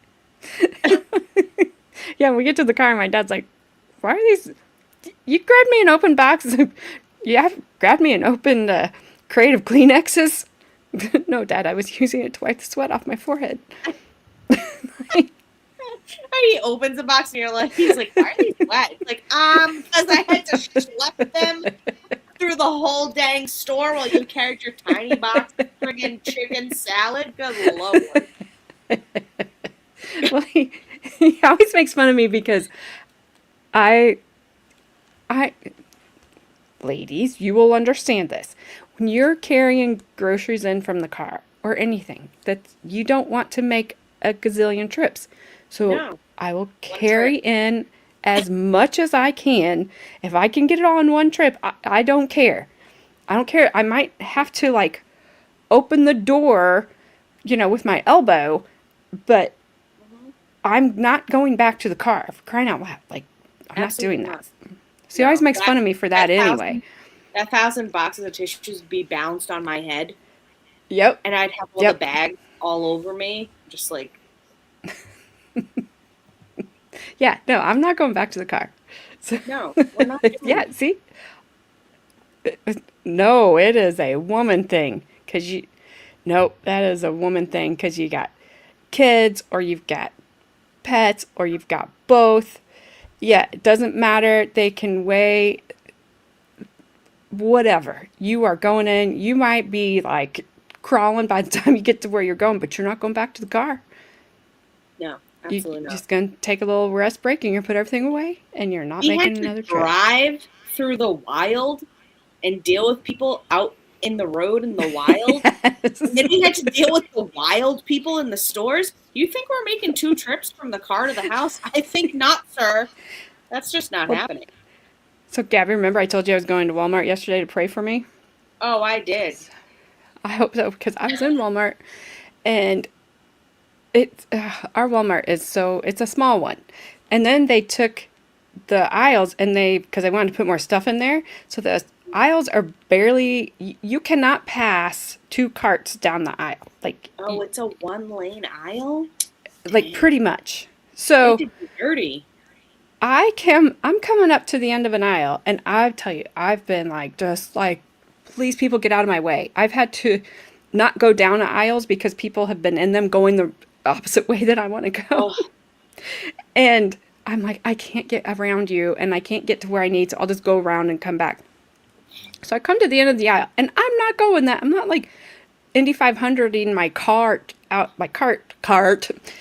out of the end of the aisle because I don't want to run over anybody. So I come up to the end of the aisle, and this other woman, she comes up and she's like, oh my gosh, like I was driving 500 miles an hour. And I was like, you were about to get smacked.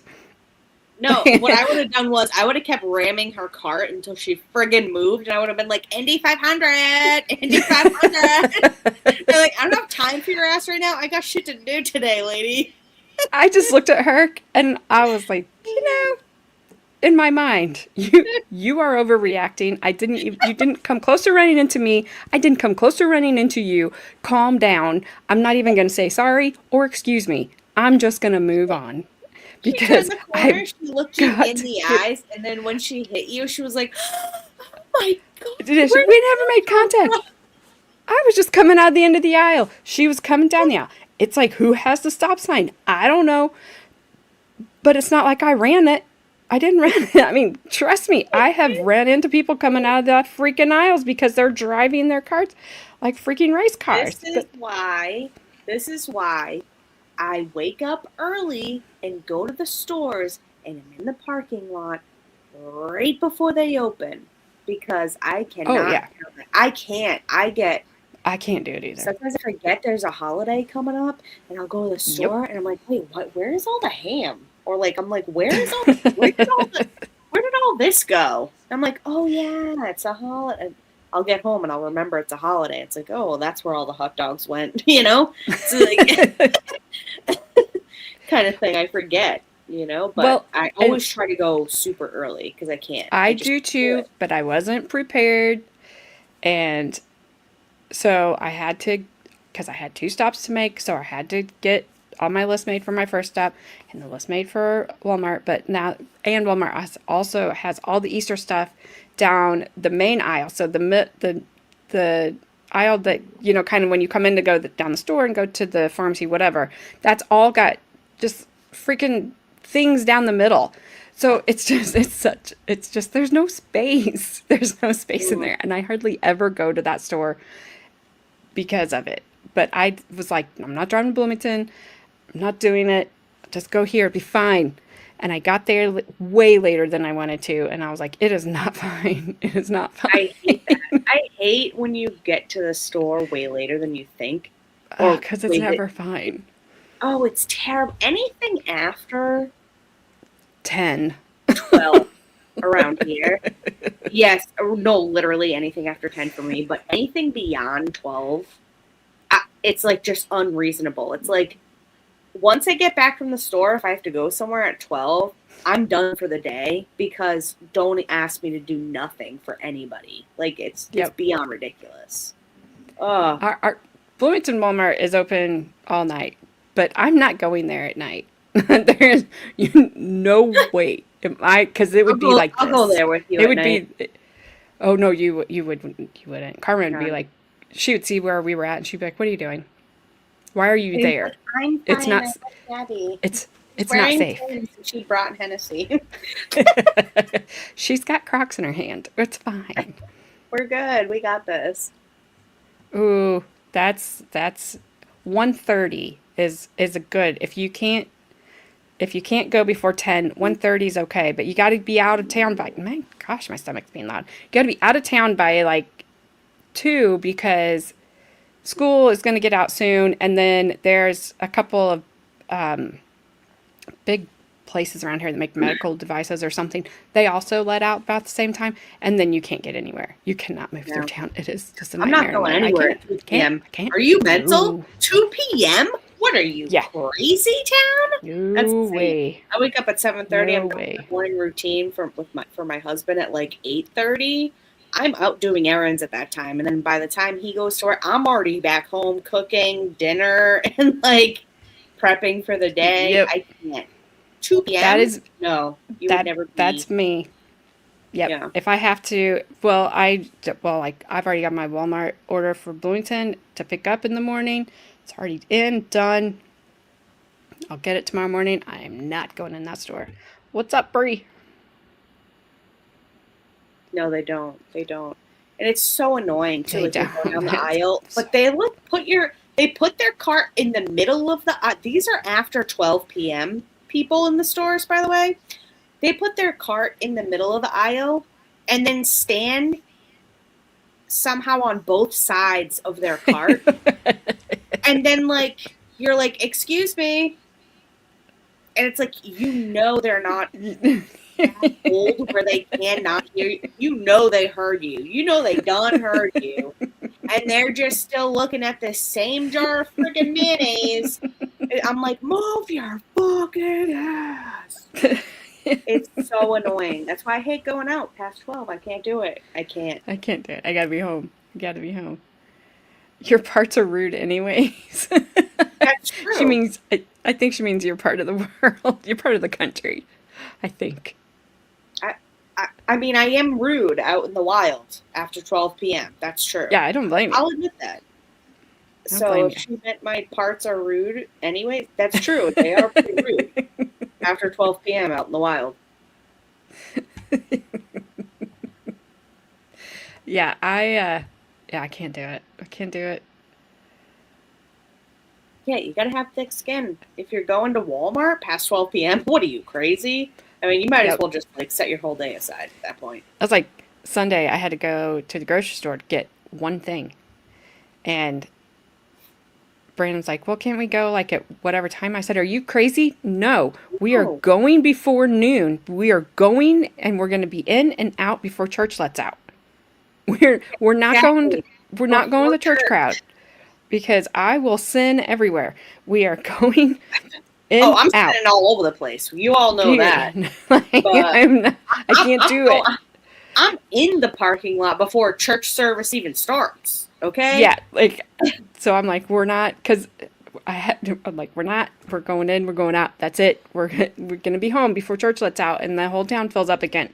Like, no. And we did it. Well, and now they're building, Whole Foods here. They're just starting to build fancy Whole Foods, and they're also building a Market Basket. And I heard we have BJ's here instead of Costco or whatever Sam's Club. We have BJ's here, but I heard through the grapevine that there could be a Costco coming here too.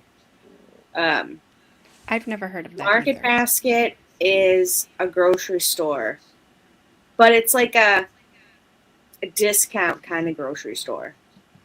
Got it. Oh, yes. Who can't figure out how to use their bank card, or they're on their phone and they're not paying attention to the fact that they're not putting the right number in, or that they need to answer more questions or something. Or they they turn sort of- around and they literally see that you're standing there, and then you're like, "Excuse me," and then they turn back around, pretend you weren't there. I'm like, I'm sorry, I'm just fucking bashing your ankles at this point. Move the hell out of my way. This is I can't even believe. Who taught you how to grocery shop? Like, you move over, Lord. We don't have a food line. I've heard You of food don't line. need to look at a can of olives for that long. I'm just saying, you don't need to take up the whole damn aisle. I might have to look at stuff. I will make sure I'm out of the way, though. Olives. Yeah, You need to I'd stare have at to a can really. of olives for like 25 minutes. I And I'm might. just sitting there back. I'm like, excuse me, excuse me, excuse me. I pull out my I might. megaphone from my hoodie and everything, and I'm like, excuse me, in your eardrum, and you still don't move? That's ridiculous. That's something Grandma would do. Grandma would do that. I don't buy olives very much, so I would really have to pay attention to make sure I got what I wanted, because I only like certain kind. And don't ask me what they are, because I don't remember, because it's been a long time Olives? since I've had them. Yeah, I love olives. I think I they're don't on need like to look Greek at salad. olives. I don't need to look at olives. I just look. I just see the brand name, and I'm like, yep, those are the ones I like. I throw them in my cart, and I move along. Yes, That's what Gabby exactly. Get bent. Okay, all right. Let's get to Mr. Just purchased Lindsay olives, the best in the Everland. They're living next to their plant was stinky. Ew, I bet it was. All my friends had their own olive trees. Well, because you live in places you can have that stuff. We cannot. Oh, this is going to be fun. I can't reach the sauce on the ceiling. Just telling you don't want to know how it got there, and you need a new stove. Yeah, exactly. Or use a mop upside down. That's why Oh, I said that's you true. vacuum your ceiling for your upstairs neighbors now. If it's not textured, you probably could use like a Swiffer. Yeah, you totally could. Or a broom with a wet cloth on it to wipe it. Yeah. Because All I've right, had I'm gonna shut up now. Okay. I've had to get mud off the ceilings in my houses before my house before because Great Danes. I don't know how they get it up there, but they sure find a way. Like, what did you do? I don't want to know. All right, here we go. Please. John Kelly. And where do you live, sir? I live in Harlan, Iowa. We can tell from the way you're dressed, but for the record, could you say your occupation? I'm a deputy sheriff for Shelby County. How long have you been a deputy sheriff? I've been employed by Shelby County for 26 years. What are your present duties as a deputy sheriff here in Shelby County? General patrol, investigations, firearms instructor. And Happy birthday, Haley! Been waiting for you to come in here so I could tell you happy birthday. So, happy birthday, young lady. Hope you've had a great day. And I realize it might not be your birthday anymore where you are, but it still is your birthday here. So, celebrate. have those been your duties for the last couple of years at least? Yes, they have been. Let me ask you this. Were you assigned to do some investigation in a missing person report that came into the sheriff's office in July of 2003? Yes. Can you describe for the jury how that came about? Sheriff Kavanaugh assigned me to go to speak with Dixie Shanahan on July 22nd of 2003 in regards to a missing person report that we had received about Scott Shanahan. And when the sheriff gave you that assignment, what'd you do? I went to Defiance, went to the Shanahan residence, and tried to locate someone there. You were familiar with Scott Shanahan. He'd been arrested by your department on 3 occasions, right? Yes. And were you familiar with Dixie Shanahan at that time? Yes, I am. And did you find her present when you went up there on July 22nd? Yes, I did. What time of day was that about? I believe it was in the afternoon. And Dixie Shanahan is present in the courtroom today. Yes, she is. Could you tell the jury where you found her, how you talked with her, where you were at when this occurred? I believe I went to the front door, knocked on the door, and Dixie came to the door. And did she have you come into the house? No, we spoke outside the house on the sidewalk by the front door. Let me show you State's Exhibit number 1. And just to make sure, do you recognize what's shown by State's Exhibit number 1? You can look, can you see that monitor there? Yes. What do you recognize that? That is the Shanahan residence in Defiance, Iowa. And when you spoke with her, you were just right out front there where we can see the windows there? Yes, by the, I believe it's a bay window, between that bay window and where the van would be parked and the front door. All right. Could you tell us what happened? What was said, what you said, what the defendant said? Dixie wanted to know why I was there, and I said that there had been rumors that had been brought to the sheriff's attention that Scott was missing. I asked when she'd last seen Scott, and I believe she said August of 2002. Did you have any other questions for her? Did she have any other statements to you? I asked her how she was getting by. She said her sister from Texas was making her house payment along with the insurance and taxes. Did she say whether August of 2002 was the last time she'd seen Scott Shanahan? Yes, that was when she said it was the last time she saw him. Had she had any contact from him, according to what she was telling you that day, since August of 2002? She said that she'd spoke with him on the telephone, I believe it was February of 2003, in regards to the upcoming birth of their child. And what did she, and when we say she, we're speaking of the defendant, what did the defendant, Dixie Shanahan, say to you? This conversation that occurred in February of 2003, what did it entail? Dixie said that Scott had wanted to be present when their child was born. Dixie said that, told him he would not be present. Dixie said that she would fight him to keep him from being there while the baby was born. Was there any discussion between you and the defendant about any sale of his property? That was one of the rumors, is that some of the tools had been sold. I asked if indeed the tools had been sold. Dixie said that the tools had been moved by someone to a storage facility in Ashland, Nebraska. I asked her if she could provide me with the name of that person. She said she couldn't provide me with that name.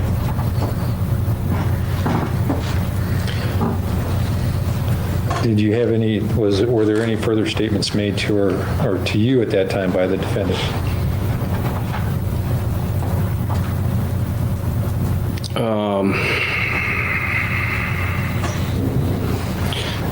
She asked, again, like what the rumors were, and I asked her to tell me what rumors she had heard.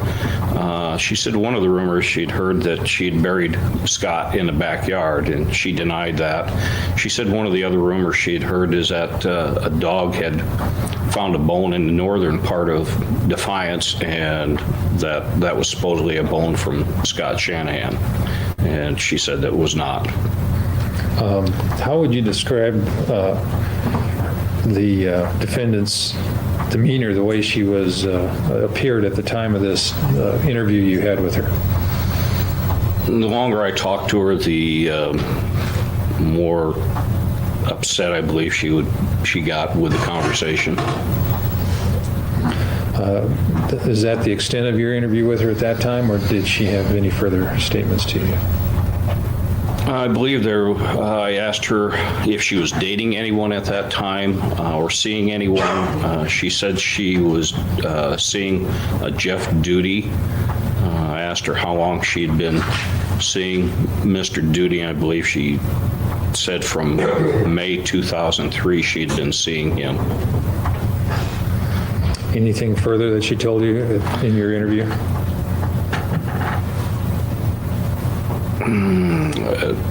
Not that I recall, sir. Once you had received this information from the defendant, Dixie Shanahan, did you report this back to Sheriff Kavanaugh?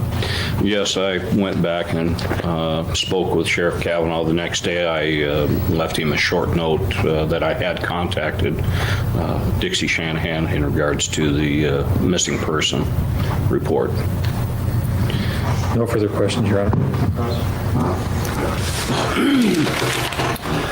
Did this conversation take place in the driveway next to your car? I believe I indicated out between where the van would be and the front door of the house. Was part of the reason so that you wouldn't be talking around the kids? I believe the children were at the door. I believe Dixie had asked the children to stay inside the house, and the children eventually came outside and stayed by their mother.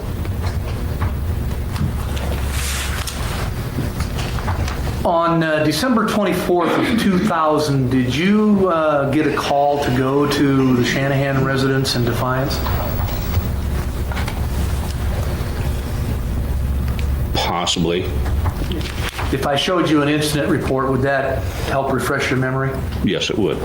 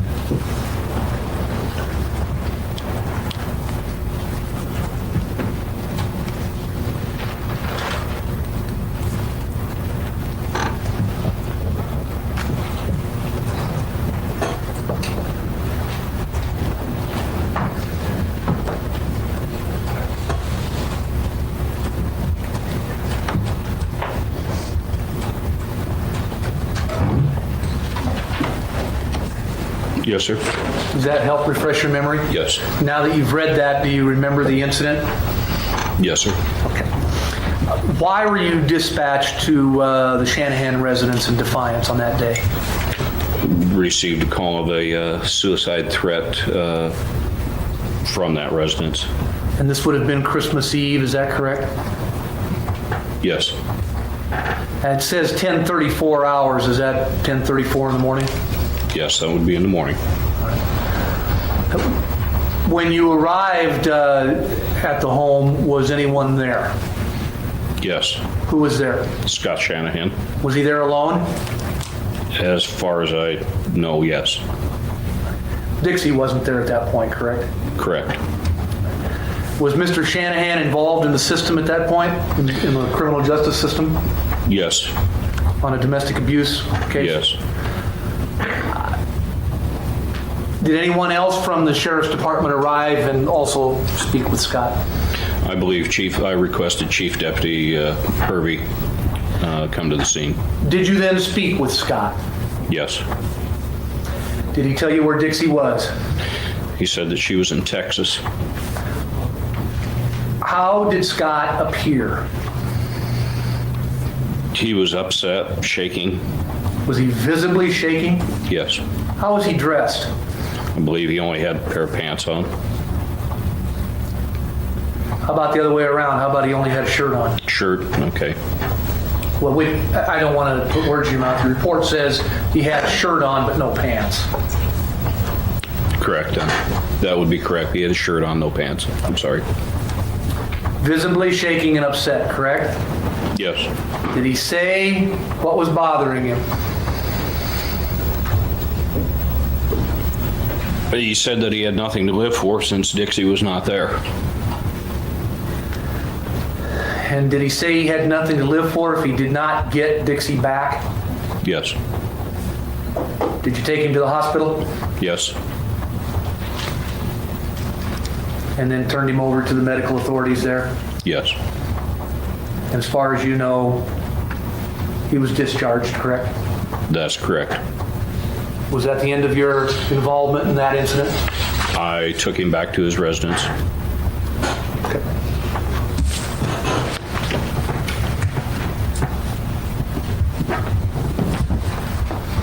Thank you.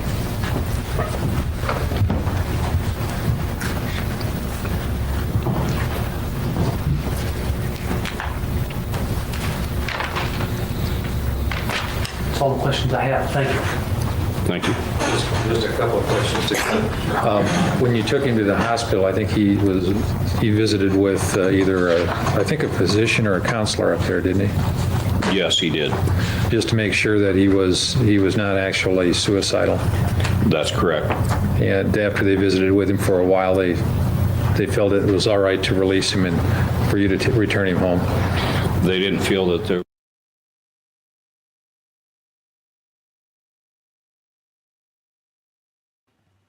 Okay, then. They didn't care what he had to say. The end. That's like the ending to the freaking Shonda trial. It would just end. It's like, all right, well, bye. Okay, good. And that's it. I can see why he made the mistake of that the guy came with no shirt on, not no pants on, because that would not, that's out of the ordinary for a guy to show up at the door with just a shirt on. What'd you call it? Donald ducking. That was funny. Oh my gosh. It was very abrupt. It was just over. I looked. I'm like, all right, he's got a couple questions. And then it's like, yeah, well, you're never going to know. So now I'm wondering, how much did you guys cut off that we didn't get to hear? You know, that happens a lot in trials that we watch. They just abruptly end. Just over. It's like freaking Sopranos. Yeah, exactly. The judge is like, and the cameraman's like, end of shift. Good luck. I was wondering that too, Haley. Like, please tell me he had at least underwear on. Like, this little, like a little turtle head thingy sticking out. Like, go away. Pants on the ground. Pants on the ground. Looking like a fool with your pants on the ground. Pants on the ground? You're talking about the frog guy. Yeah. The frog guy.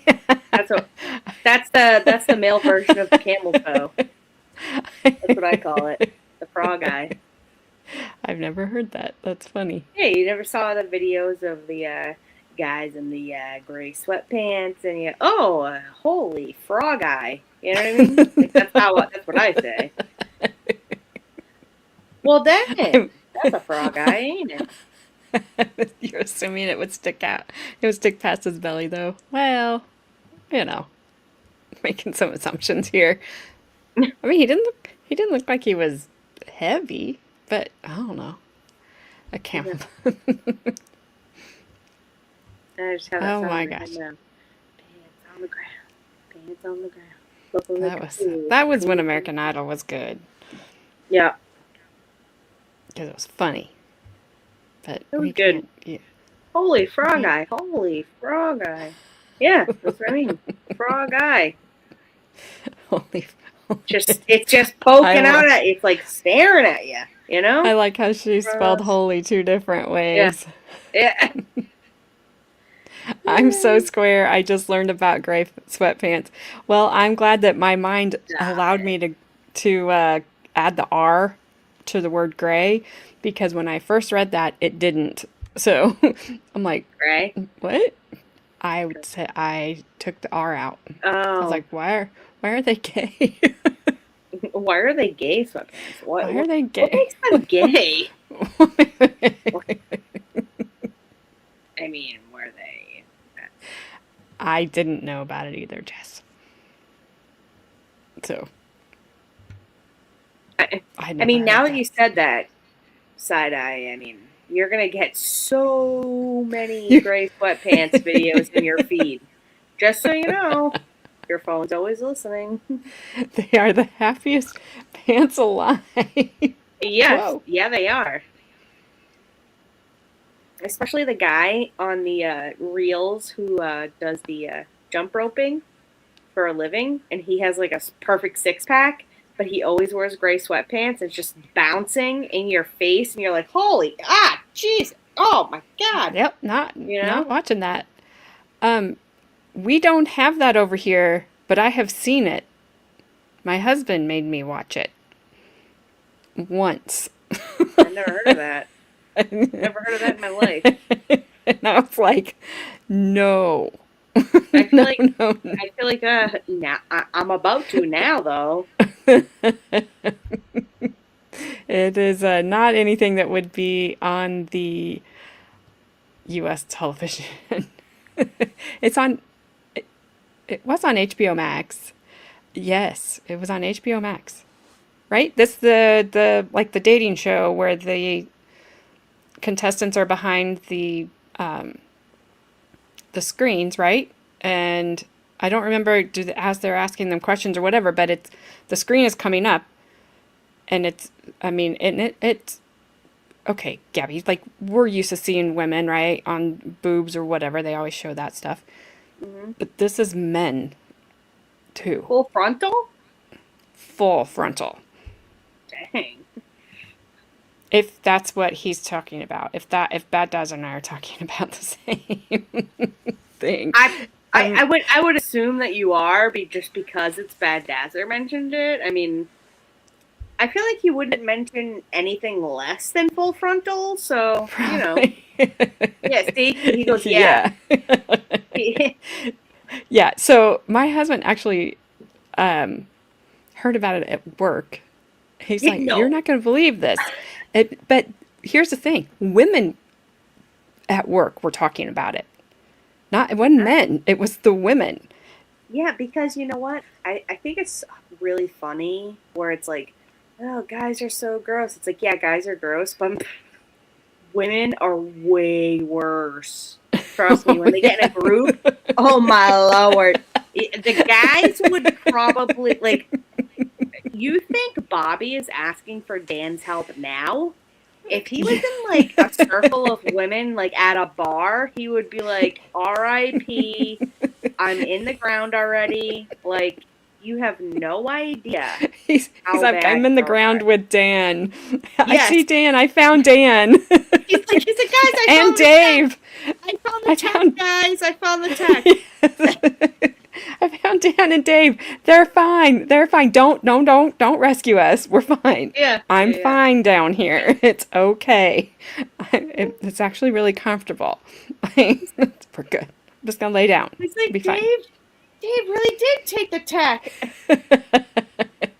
and Dave is here. He's right here. Oh. Yeah, you think guys are gross. Girls are way worse. Dan, Dave, Devin. Yeah, exactly. Desperate women at strip shows are the worst. Probably. I will take your word for that. I've seen TV. Dan, Dave, Devin. Oh my gosh. Well, you know, when you... Okay. Yeah. Gabby's called Naked Attraction. It's on HBO Max. Thanks, thanks. And you will see. Yeah, I mean, here's the thing. Come in all... They just look different. They all look different. They don't look the same. Yeah, I mean, here's the thing, right? I mean, who even needs gray sweatpants nowadays? I mean, we're all adults.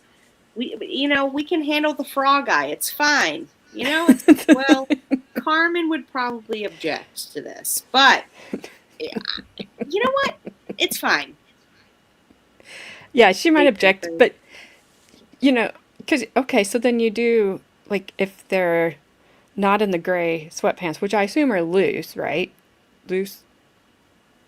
Oh yeah, they're gray loosey sweatpants. goosey. Okay. They're not wearing. Okay, so they don't have a moose. That. Okay, so they don't have a moose knuckle. No. Okay, good. I just wanted to make sure you have that. No. Yes. No. AJ. Nope. Have you never seen a guy with tight pants on? It'll split those things. I don't know what the heck you're talking about. You're getting camel toe and moose knuckle confused. No, I'm not. Yes, you are. Camel toe is woman. Yes. Oh, you're talking. Moose? Oh, yes. Moose knuckle. I understand. Yeah. Yeah. Yep. I get it. Yeah. That's a different kind of special. Oh yeah. I think I'd rather see the frog eye. That right there, Ash. What you were talking about the what did you say? The moose knuckle. Mm-hmm. The moose knuckle is kind of like Grandma After Dark. It's special. You know what I mean? Like you have to have a prescription or a subscription to see that kind of a thing. That's a camel toe. I like how we're like weird. Like, no, that's a camel toe. That's not a moose knuckle. Education here, folks. I mean, what can I tell you? I kept getting confused with the butt knuckle. That's why I kept when you were talking about camel knuckle, I was like, wait, camel? You're talking about camel toe. That's not the same thing. I had a dream the other night that my husband was cheating on me. She had the biggest camel toe I'd ever seen. Sorry, Haley. That's a funny visual. It really is, though. They certainly were. Steve Perry, the lead singer of Journey, I don't know how he got his jeans on. Like, he holy wiggled crap. it just a little bit. They just spray painted that thing. I mean, it was don't sewed bend that over, on. dude. Don't They bend sewed that over. on. Yeah. And they're like, do you want to hang to the left or the right? You're just gonna put you straight up center. Like, what are we doing with this? We tucking that what's underneath. your good side, but not your face? Do you want a moose knuckle or a frog eye? Like, what is happening in this photo? What's going on, guys?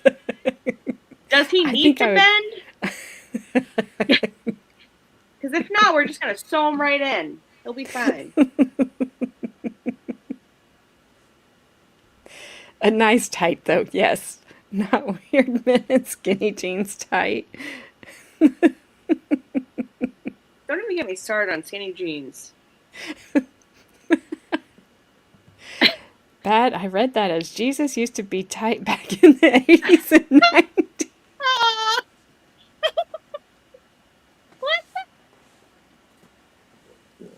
And a couple of days before Easter, too. I'm stuck. A few days before Jesus was resurrected? Good Lord. May the Lord bless you and keep your soul. Hallelujah. Oh my gosh. It doesn't matter. I have my glasses on too, and it's whatever. I was thinking that sounded painful as well. Yeah, it's whatever, whoever, y'all, because that's what I about called you earlier. I think they must have to push them back inside to wear skinny jeans. Haley, they have probably no choice if they're wearing skinny jeans. I mean, they have no choice. They have to basically do one of these, like they put them on, they wiggle it up, and then they go, and then it just pops back in for them to zip and button them. That's my guess. I mean, that's how I feel like I would do it if I had one of those things, you know. But If you had one of those things. yeah, Well, now I mean, everyone's looking at this chat right now, being like, "Can we go back to the maple syrup? Thank you." yeah, can we go back to, can we see Mr. Jeff, let's go back to Jeff Duty. Like, because he was so high energy, but he was Yeah. better than this. It's like, what are you people doing? We don't know. All right, well, that's all I got. Well, So- you know, true. So we got Monday, Tuesday, and then the state will rest. And then I will be gone on Wednesday, as far as I know. Who knows? Because everything changes around here with the freaking breeze. And then on Thursday, if I'm not here on Wednesday, we will see Miss Shanahan herself. Miss Dixie I love will you, be Miss Shanahan again. on the stand. Oh my God, zipper danger. Ashley, I did it again. Sorry, I've been busy. That is fine. You are fine. I don't I'm know if you sure saw you're- Bad you- Jazzers up above sure. that, but I did. You just tucked them down before you zipped them up. he's like, I picture like, I don't know, Bad Jazzers like my lost soulmate or something, because we just totally be like in a mirror, be like, I'd do me. Would you do me? You know, like, just like, you know what I mean? Like, we just get weird. It's fine. I told my husband, I'm like, you and Bad Dads would get along just fine. And Yeah. then I told him what his shirt said, and he started laughing.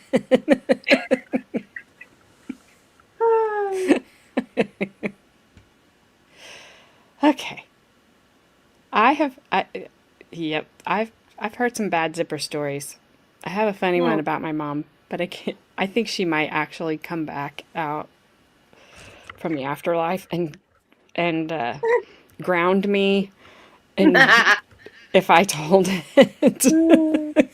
And it's probably not safe for YouTube anyway, but fine. I just won't tell it, but maybe someday. Because I don't, I want to come get me. Wake up with a bruise on my face, be like, oh, I knew it. She'd be like, what'd you tell that story for? Because it was funny. Dutch rudder weird? Dutch rudder. I don't know. What's a Dutch rudder? Ash. I don't know, but it's gonna No. be funny. No, it was not. Mm, It didn't get that. Owie. Owie. good lord. Okay. That would be a Maybe. serious owie, just so you guys know. That would be like Yeah, that the would be owiest of horrible. owies. Like, That would be horrible. that would be just horrible. Okay, well, I'll just put this up there. Because that's what she had an issue with, too. In a dressing room, Oh. in a no. Kmart. Kmart? Blue Light Special? So she was trying on a pair of, I don't know if it was jeans or shorts, it doesn't matter, but they got stuck. And she couldn't go either direction. Oh my god. And so she was like, and this is before cell phones. Way. Oh, Lord. And so she was like, had to get my sister's attention. Oh my lord. So that You know, she she could has, go like, in there. Sewing scissors in there or something? Like in her pot? I don't even think they were thinking about that. I think it was, I think it was just like ripping a Band-Aid off. Just pulled that sucker Oh. down. Good lord. And you're just like, 1, 2, 3, do it! You just get like so amped up, you're just like, 1, 2, 3, go! And then Yeah, they're like, I want to do it, I want to do it. But you're like, do Yeah. it! I bet that hurt so bad, but Mm-mm. yeah. I Well, don't think I was my there, husband, but I do remember her telling that story. I was like, oh my gosh. Well, my husband has called me and my aunt sick in the head because we just cure each other when we were growing up. If you got a gash in your arm, you just duct taped it or you super glued it. Or if you had you're just performing. You're basically almost a surgeon by the time you're Absolutely. 25.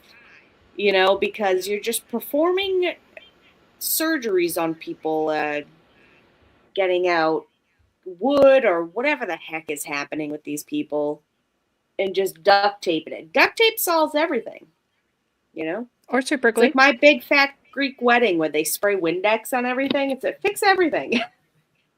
Yeah. There's a reason to keep things trimmed.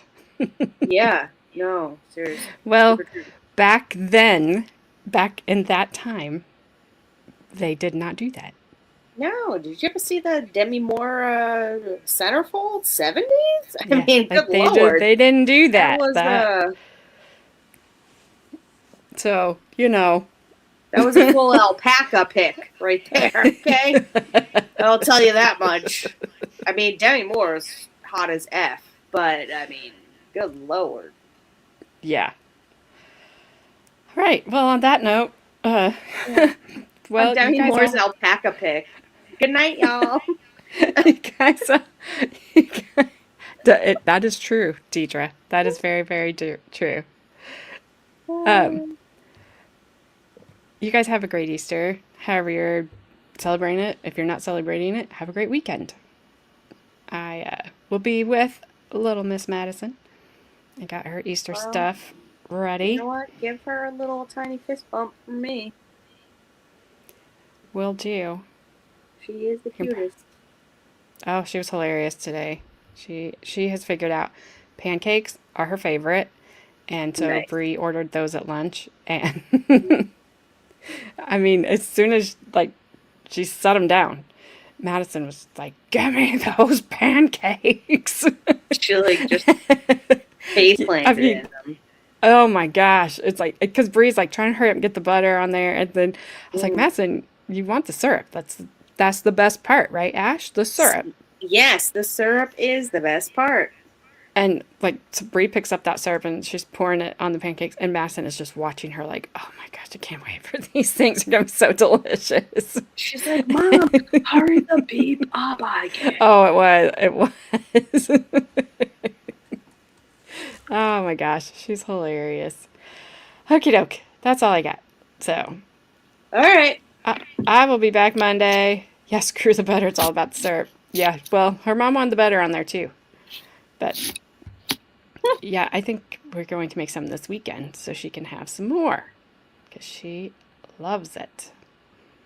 Finger licking good. Don't do it. You gotta, you know what? That syrup be real sticky. I'll tell you what. Just sticking to you, All right. Okay. Smelling I'll all see you sweet. guys. Ugh, stuff it. I will not. I will see you guys on Monday. Maybe I will. I don't know. You never know. She may be here. She may not. But I will be here on Monday. And 6 p.m. Eastern time. None of that fake time. Because I don't know that time. So, Bye. see you all later. Grandma has trivia in 35 minutes. If you go, behave. There's children over there. And the Easter Bunny's watching y'all. Yeah, buddy. Alrighty. See y'all later. Hot manatee in love is kinda uncanny. Click, like, subscribe, ooh, piece of candy. Looking for my spotlight, chasing my vibe. Still looking for my credibility online. Ooh, hot mannequin love, candy on the floor, don't pick it up. Chasing all the clicks, chasing all the views. Credibility's hiding, but I'm bringing you the news.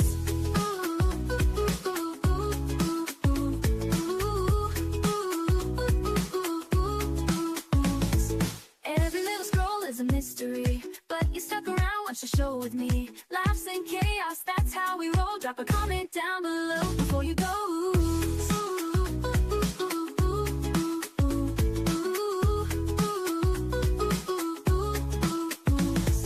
Every little scroll is a mystery, but you stuck around, watch the show with me. Laughs and chaos, that's how we roll. Drop a comment down below before you go.